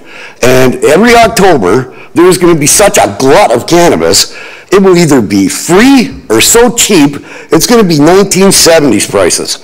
And anybody who wants to grow something, grow microgreens, grow cucumbers, grow something that you can put in a local grocery store so we can actually shop local. So if you know anything about the Ontario cannabis stores, the Globe had a story, so did the Star, that there's going to be 3 out of 10 that are going belly up within the next year. They're already asking for bankruptcy protection.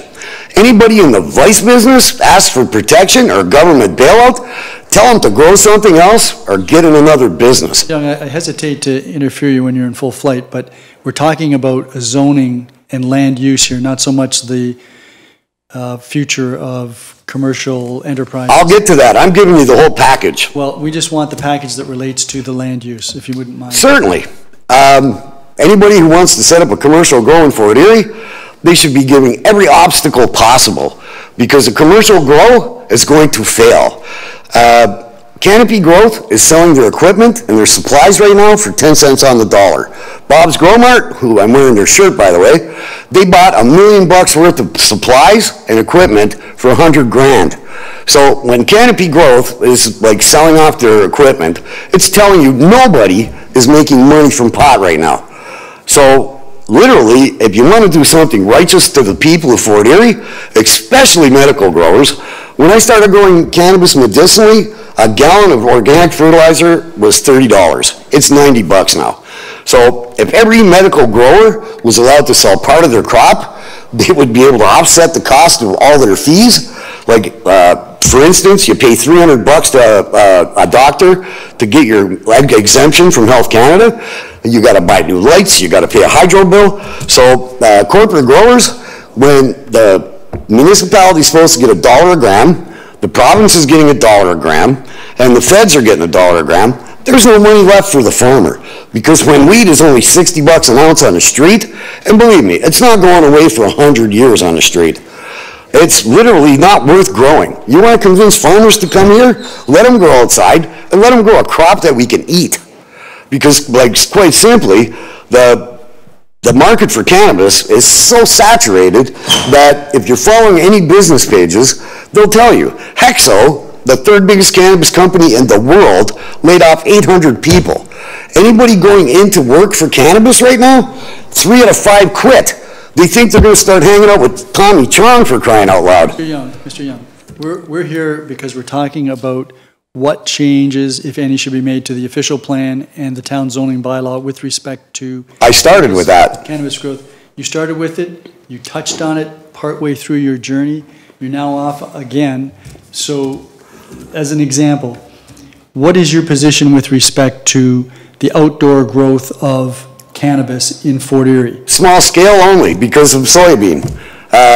Literally, they stopped using microbutylin and tobacco in 1959. You can still use it in soft fruit, but with soybean everywhere, this is about growing it outdoor. You said that before, so that's good. Now, in terms of small-scale outdoor growth, what kind of setbacks would you suggest would be appropriate? Your neighbor, there's people growing it right in town. I know a guy grew 20 plants that were 10 footers, and he's like 2 houses from a school. So let me understand what you mean then by small scale. Anybody that's got a medical license, a medical exemption, somebody that's a designated grower. However, designated growers, you might as well say they're commercial growers. Because when it comes to a designated grower, they do it for half the crop. People, they may say they're going to do something altruistic, but they don't. And anybody who wants to pursue corporate cannabis, they got to be out of their mind. Take a look around. There's no reason for this even to be happening. And I got to ask, if the person who's doing the consulting, if they've ever grown cannabis, they already know that a site plan, of course you need a site plan, but no light is escaping with an experienced farmer.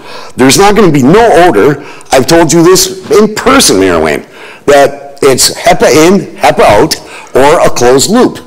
And if the town demands that indoor growers have a closed loop, the only smell you're going to smell is from an outdoor farmer, not a farmer necessarily, but a hobby farmer, whether it's 4 plants or 40. Because as a medical grower, you're allowed far more plants than a recreational grower. And literally, if you've got a commercial site and it's surrounded by subdivisions, guaranteed some of those houses have weed in their backyard. So if somebody gets angry about an odor, they're going to call the bylaw. The person who's the commercial grower is going to take the hit for it. And meanwhile, there's like weed in every other backyard. In Crescent Park, you stand on my buddy's deck, you can see 100 plants down the property line. So there is cannabis everywhere. And quite simply, you hear all this talk about protect children from it. When Tweedweed left... Okay, so now, Mr. Young, now you're veering away again from the land use. This is a land use issue. When a grower packs it in because he fails, and they're going to fail, Tweedweed left, they left the greenhouse open with 2 feet of flowers on the floor. That's not a land use issue. Well, sure it is. When they abandon it, it's left with weed on the floor. They talk about kids not getting their hands on it. They were growing it there because they had the permission through the land use documents. Sure, but this is after they leave. Okay. Do you have anything further about the issue before us, which is land use, amendment to the official plan, amendment to the zoning bylaw, based on the contents of the report to us from our staff, which includes a copy of the report to us? Well, I will add this. I don't think there's any way you can determine enough to make a vote by October 3rd with decent information coming in. And as you know, I took the course on corporate compliance. I don't know what the experience is of the consultant. I don't know whether he's even seen a marijuana plant.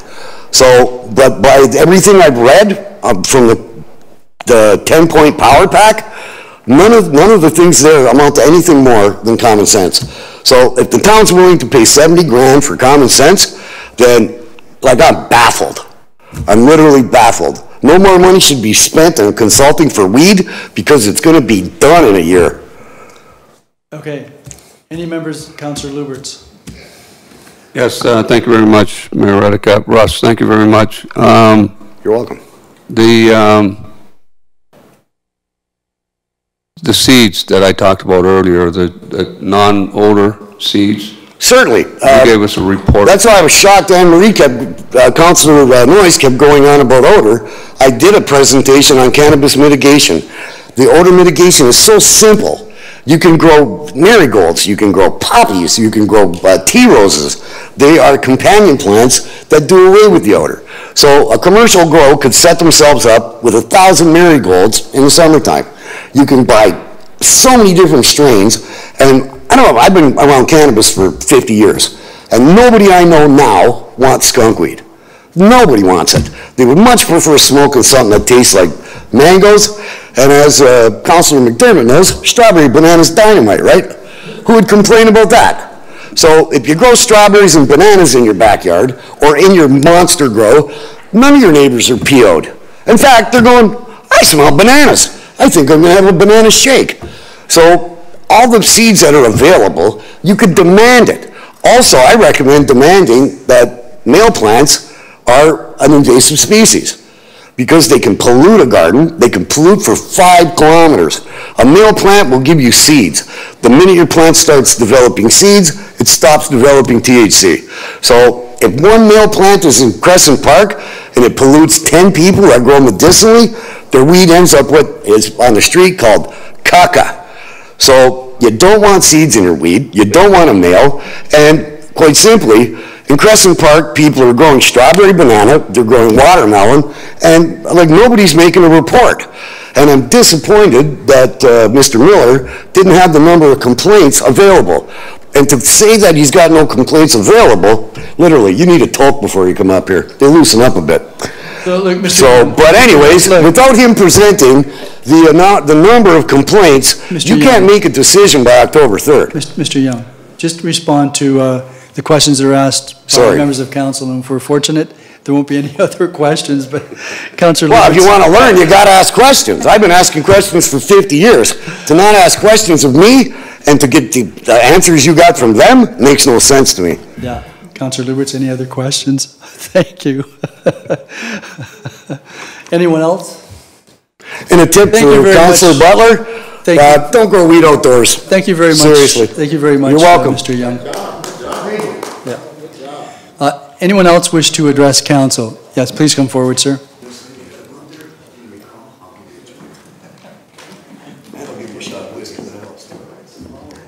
Good evening, sir. Could we have your name and address, please? Justin Jagoni, 291 Matthews Road, Shirkston. Okay. Well, some stuff Mr. Young said I agree with, some stuff I don't.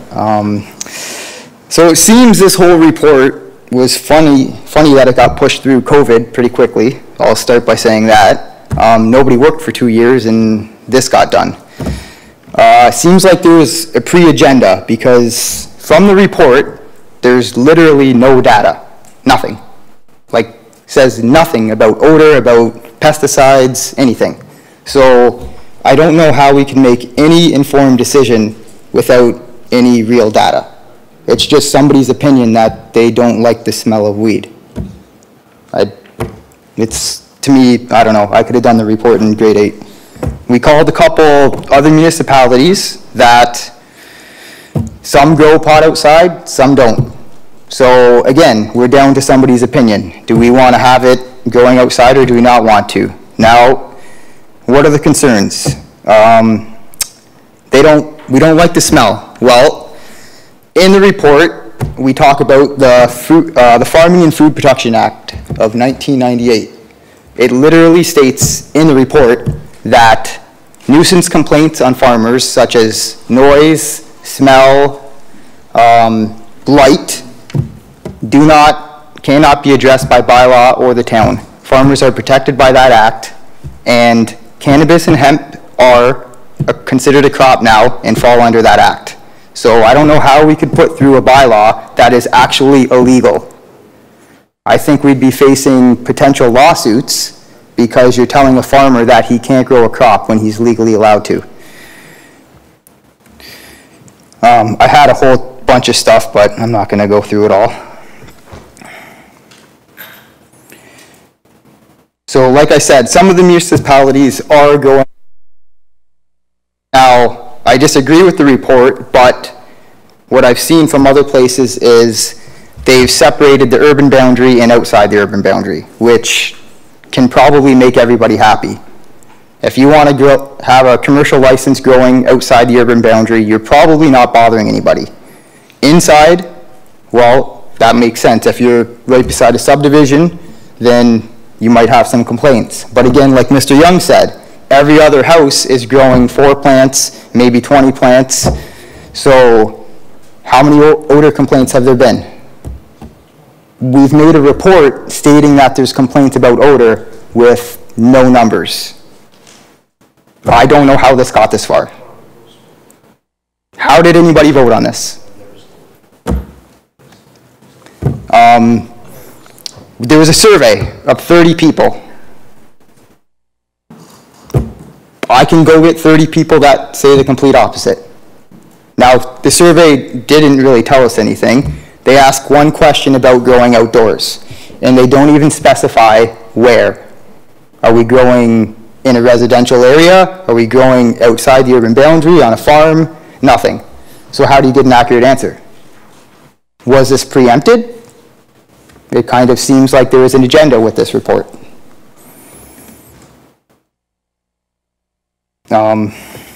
So my next question would be to council, where does this end? If we're banning things based on smell, well, are we going to tell farmers they can't have chickens? They can't have cows? What else? Maybe I don't like the smell of somebody's cologne. Are we going to ban that? Somebody's what? Cologne. We can't ban based on smell. Especially because there is literally an act from the federal government that states that we have no right to do that. Last, I'm just going to say, this just became legal. We don't know anything, right? Even the federal government barely has any research. OMAFRA just started doing research. So how can the town of Fort Erie say we're way smarter than them? We're not. We don't know. This industry is literally just beginning, and there's so much potential. It's not even about the pot stores selling weed to kids. There's CBD, they're using hemp in everything now, which is the same plant, so we can't tell farmers they're not going to grow hemp. It's literally the same plant. So we would be cutting out a huge industry out of our town if we didn't allow farmers to grow outside. There would probably be a small amount that did, because you got to jump through hoops to get a license to begin with.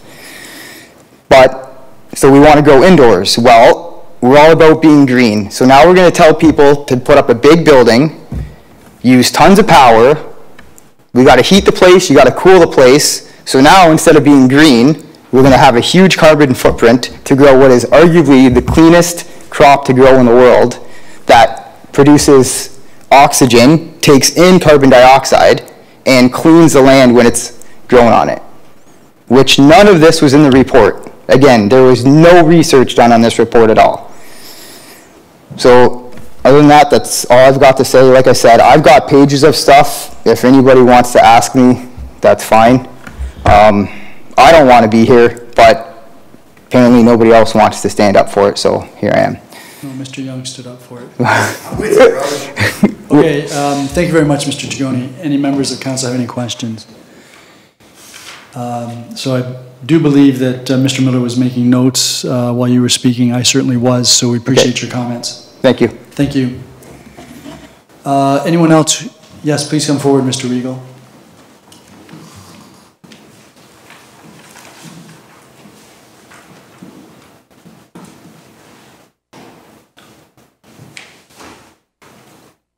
Good evening. Good evening.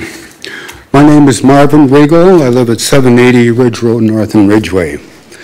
My concern is the fact that we haven't heard much as far as type of filtration that will remove this odor problem. And I would refer to planning and the engineering to be looking at the HEPA filter system. The HEPA filter system will remove COVID from schools. It'll remove COVID from hospitals, from airplanes. So I believe that if we attach the importance of looking for good filter systems, that an in-ground operation should be able to proceed without a lot of odor problems. So if you could remember the word HEPA, it means a heck of a lot. Thank you very much. Thank you very much, Mr. Regal. Before you go, any members of council have any questions of Mr. Regal? Now you can go. Thank you. Thank you. Is there anyone else who wishes to address council with respect to this matter? If not, then Mr. Miller, I believe you've made copious notes. Okay. Then I'm going to declare this public meeting closed, and we're going to take a 10-minute recess. Sorry. Oh, sorry, excuse me. Madam Clerk, did we receive further correspondence? Yes, we did, Your Worship. Besides Mr. Regal, we also received correspondence from Alvet Pharma Limited. They agreed to making the amendments, however, have concerns with respect to the regulations on odor outdoor growth. We also have one that came in from Heritage Canada, and they have concerns with the requirements relating to the processing, packaging, testing, destruction, and research and or shipping of cannabis. And those comments will be appended to the minutes. And Madam Clerk, we also received, I believe, something from Surinder Nijar, which came in on September the 2nd. So I don't think it was in the report. I don't believe I received it, Your Worship. Okay, I have a copy of that and I can provide that to you. Okay. Yeah.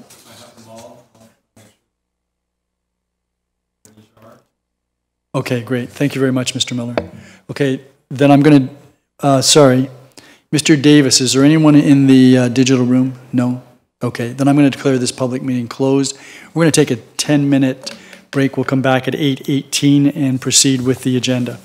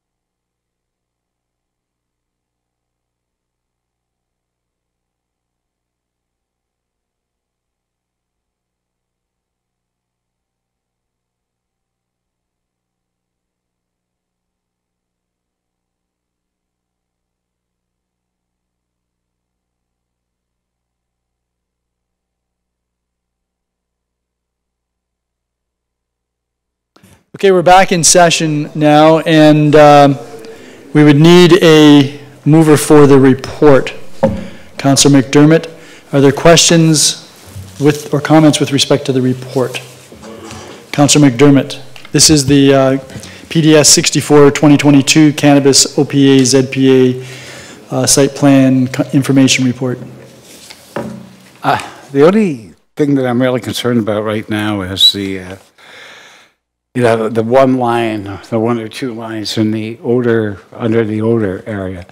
I think we need a lot more advice on that, because it's not as plain and simple as those two sentences really have to say. And at the end of the day, odor is the biggest complaint that we have. So I don't think we really have to rush this report.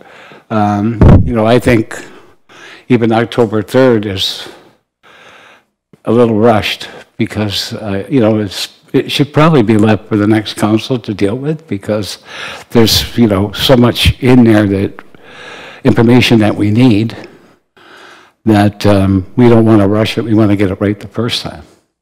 So that's my suggestion to this point. I think we really have to get some more meat to the odor component, and I don't think we really need to rush it. I mean, we have to wrap our heads around the fact that marijuana is legal, but we want to do it right. We want to do what's best for the residents. So I wouldn't rush this, but I think there's a lot of data missing from the report that we should have. Right. Okay. Thank you, Councillor McDermott. Anyone else? Councillor Butler, and then Councillor Dubanow. Yeah, I don't, thank you, Your Worship. I don't disagree with Councillor McDermott. I think that we should give it a little bit more time and consideration, especially with the fact that there is a big push for outdoor grow at this point, and recognizing that we had a series of letters that came in, or emails rather, that came in that were challenging some of the parts of the report. So I think that it might not be a bad decision to take the time to review it. Thank you. Councillor Dubanow. Yeah, thank you, Your Worship. And just a quick comment, kind of touching on what Councillor Butler said. I do hope that when this gets to a recommendation report stage, that at least there's some thought and perhaps some anticipation on what we would do if we did have an outdoor grow request come. I know it is a very, it's a challenging issue. There's a lot of concerns about the impacts on neighbors. We've been down that road. I get it. But at the same time, it is a farm crop, and there were issues raised earlier tonight about how, policing the types of crops, what gets grown. We may find ourselves in a situation where we have to have that answer if it comes up. And so I hope that this is something staff can take into account. We can look at it, see what other municipalities are doing, how they mitigate it, because I don't think, as much as it may look good to say outdoor growing prohibited, we may find ourselves in a situation where we have to address that issue. And it's better to deal with it now rather than try to rush around when we have it put before us. I agree that this shouldn't be rushed. We should get this right, especially if we're envisioning the potential discussion or at least anticipation of outdoor grow. I think it's better that we get this right now and not regret it after the fact, which may have happened. You hear stories like that. We want to get this right now. So those were just my comments, Your Worship. Let's anticipate where we're going, and let's take some time. We don't have to deal with this now, maybe the next council, and we'll go from there. Thank you, Your Worship. Thank you. Councillor Zanko. Thank you, Your Worship. First of all, I do want to make a comment with regard to Mr. Miller and Mr. Lowe's. I think they did a phenomenal job on the report. Yes, I agree that there might be some things missing, but I just wanted to remind this council that there was a great sense of urgency when we initially started looking at this. So I do appreciate the fact that Mr. Miller jumped in and is trying to expedite this, because I think he felt that sense of urgency that council did have previously. With that being said, I don't disagree now that perhaps this is best for a new council, because the last thing I would want to happen is, staff to put in all this effort and try to have everything ready for October 3rd, and then a new council come in and perhaps not like the decisions that we made. So I would be open to even postponing that. But I did just want to make a comment that I do agree with Councillor McDermott regarding the odor. That is a great concern for me as well. And more so because we have had a number of instances where this has been a huge concern for residents. So I think we need to really crack down on that portion especially. Thank you. Thank you. Councillor Lubberts. Yes, thank you very much, Mayor Redekop. I got a lot of marks here in the report, and yeah, I think October 3rd is going to be stretching it. When we first got into this and we were discussing all of this, I've done more research since then. And from what I'm reading, sounds to me like we need to be careful what we're doing here. I don't know that we can do what this report wants us to do. And I understand where Mr. Miller was coming from. His direction was no outdoor grow. So put together a report based on no outdoor grow. Well, looks like we might have a problem with completely eliminating outdoor grow. So, but if I can go through the report and just read my comments on page 5 of the report itself. The second bullet, how far can odor travel from outdoor growth? And when I read the paragraph, it goes on to say that, the consultants, they admitted that, it's difficult to measure the odor, and based on weather conditions, but generally speaking, there's more impact from odor outdoors than there is indoor.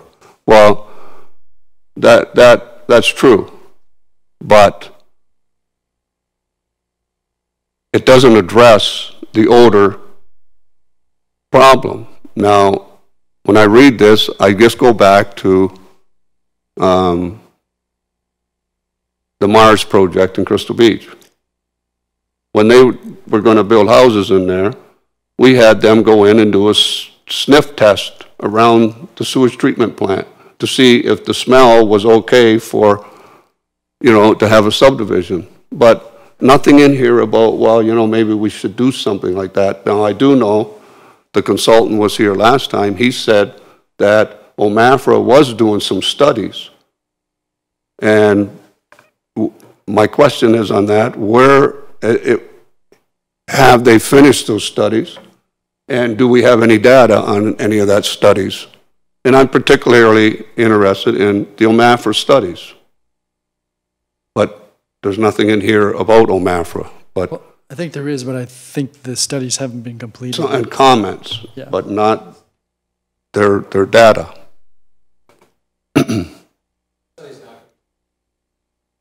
It's not completed.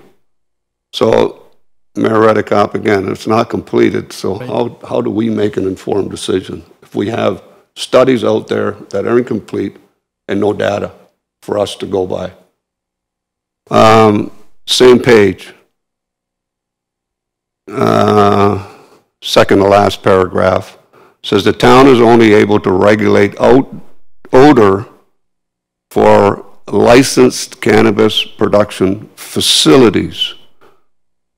And what legislation does that fall under? And does this mean that we're only allowed to regulate the facilities? To me, a facility is a building. It's not a farm, land, not a piece of land. that a farmer would cultivate. So I guess my question is, what's the legislation that protects this? And is facility, does that just mean you can only regulate odors in a facility? Mr. Miller? Yep, it is Right. now. Okay, through you, Mayor, to Councillor Lubberts, facilities would include outdoor grows and things of that nature, greenhouses, things of that nature, not just a industrial facility. So what that's saying or implying is that the licensed facilities, by definition, and we're putting new definitions into the bylaw as part of this process, there'll be a definition for what is a the cannabis production facilities. So it'll say what that is. That's where we can regulate. We're not regulating the backyard growers, the 4 plants per dwelling. That's not part of this. So, but we can regulate the stuff that is coming in as through the site plan process. So the HEPA in, HEPA out comments you've heard tonight, like that's the kind of things where we can regulate and check and monitor and get maintenance reports done on that. So, Yes, I get what you're saying, but as an outdoor facility, we have to be careful about when we're talking about facilities. And you said that if you're growing in a facility, right, and you're on agricultural land and you have a facility, a building, then you have to be regulated. But if I'm out in the rural areas of Fort Erie and I'm on agriculturally zoned property, is the agricultural zone property, the property itself, is that fall under the definition of a facility? Because if I'm growing outdoors, I don't need a facility. I just need land. yes, I'm going to say it does fall under facility.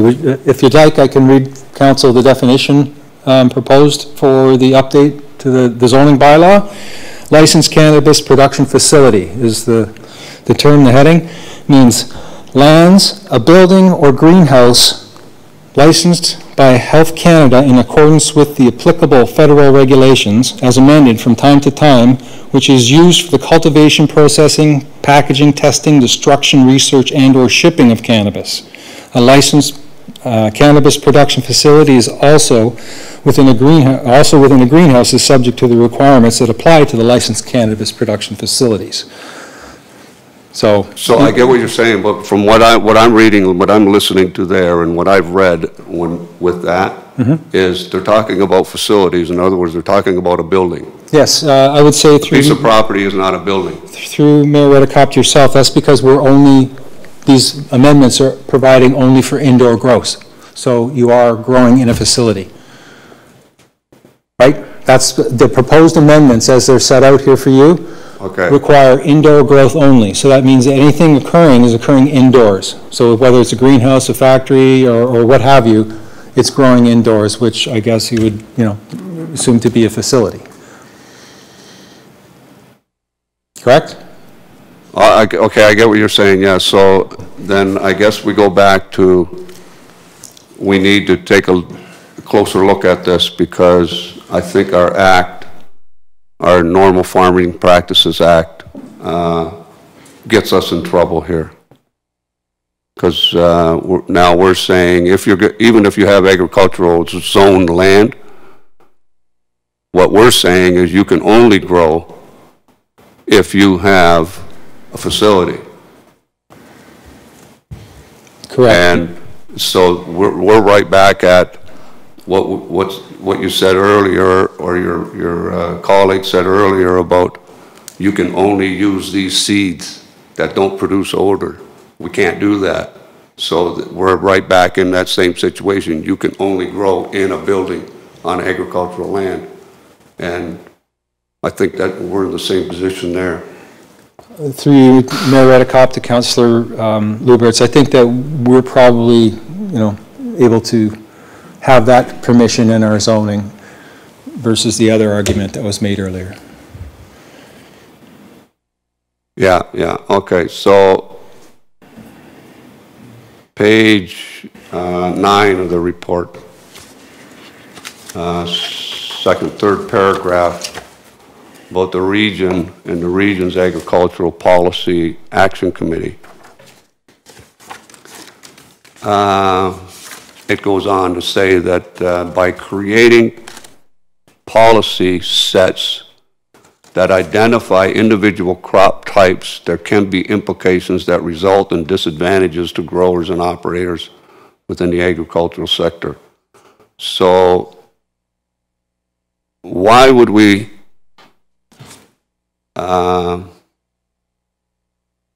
put a bylaw where agricultural use can only be indoors when, I mean, this here tells me that you're setting yourself up for some lawsuits and appeals. Through you, Mayor Redekop, to Councillor Lubberts, it's a cautionary message from the region. You know, they interpret the federal legislation similar to others that have spoken tonight.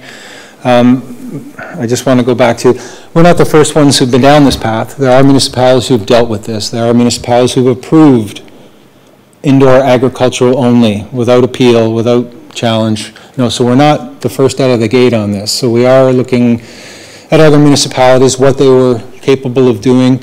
And, you know, I think it really comes back down to addressing as much as we can to, you know, the odor issues or compatibility issues with, you know, with other uses, that more sensitive uses. And again, this was part of the study work that council endorsed earlier, so I'm only really moving your own stuff here. Yes, I understand that, but again, what I'm trying to say is we need to caution ourselves about agricultural land, agricultural zone, and that's what I'm trying to pinpoint here, is your scope of this here report was no outdoor grow. But now, when we're looking at different acts that I'm reading now, and I see these different acts that basically give them protection, and we're supposed to be giving them protection, even in the policies, provincial policy statements, and the region's policy statements. We're not doing that, and that's why I think, like the mayor said earlier, we need to take a look at this, and maybe we need to broaden our scope a little bit, and when we get out into the rural areas and agricultural land, where we have our distances that maybe outdoor we can allow, but it's the same as, like Mr. Young said, you know, you're subject to soybean contamination, and, you know, that's the risk they can take. But we have to caution ourselves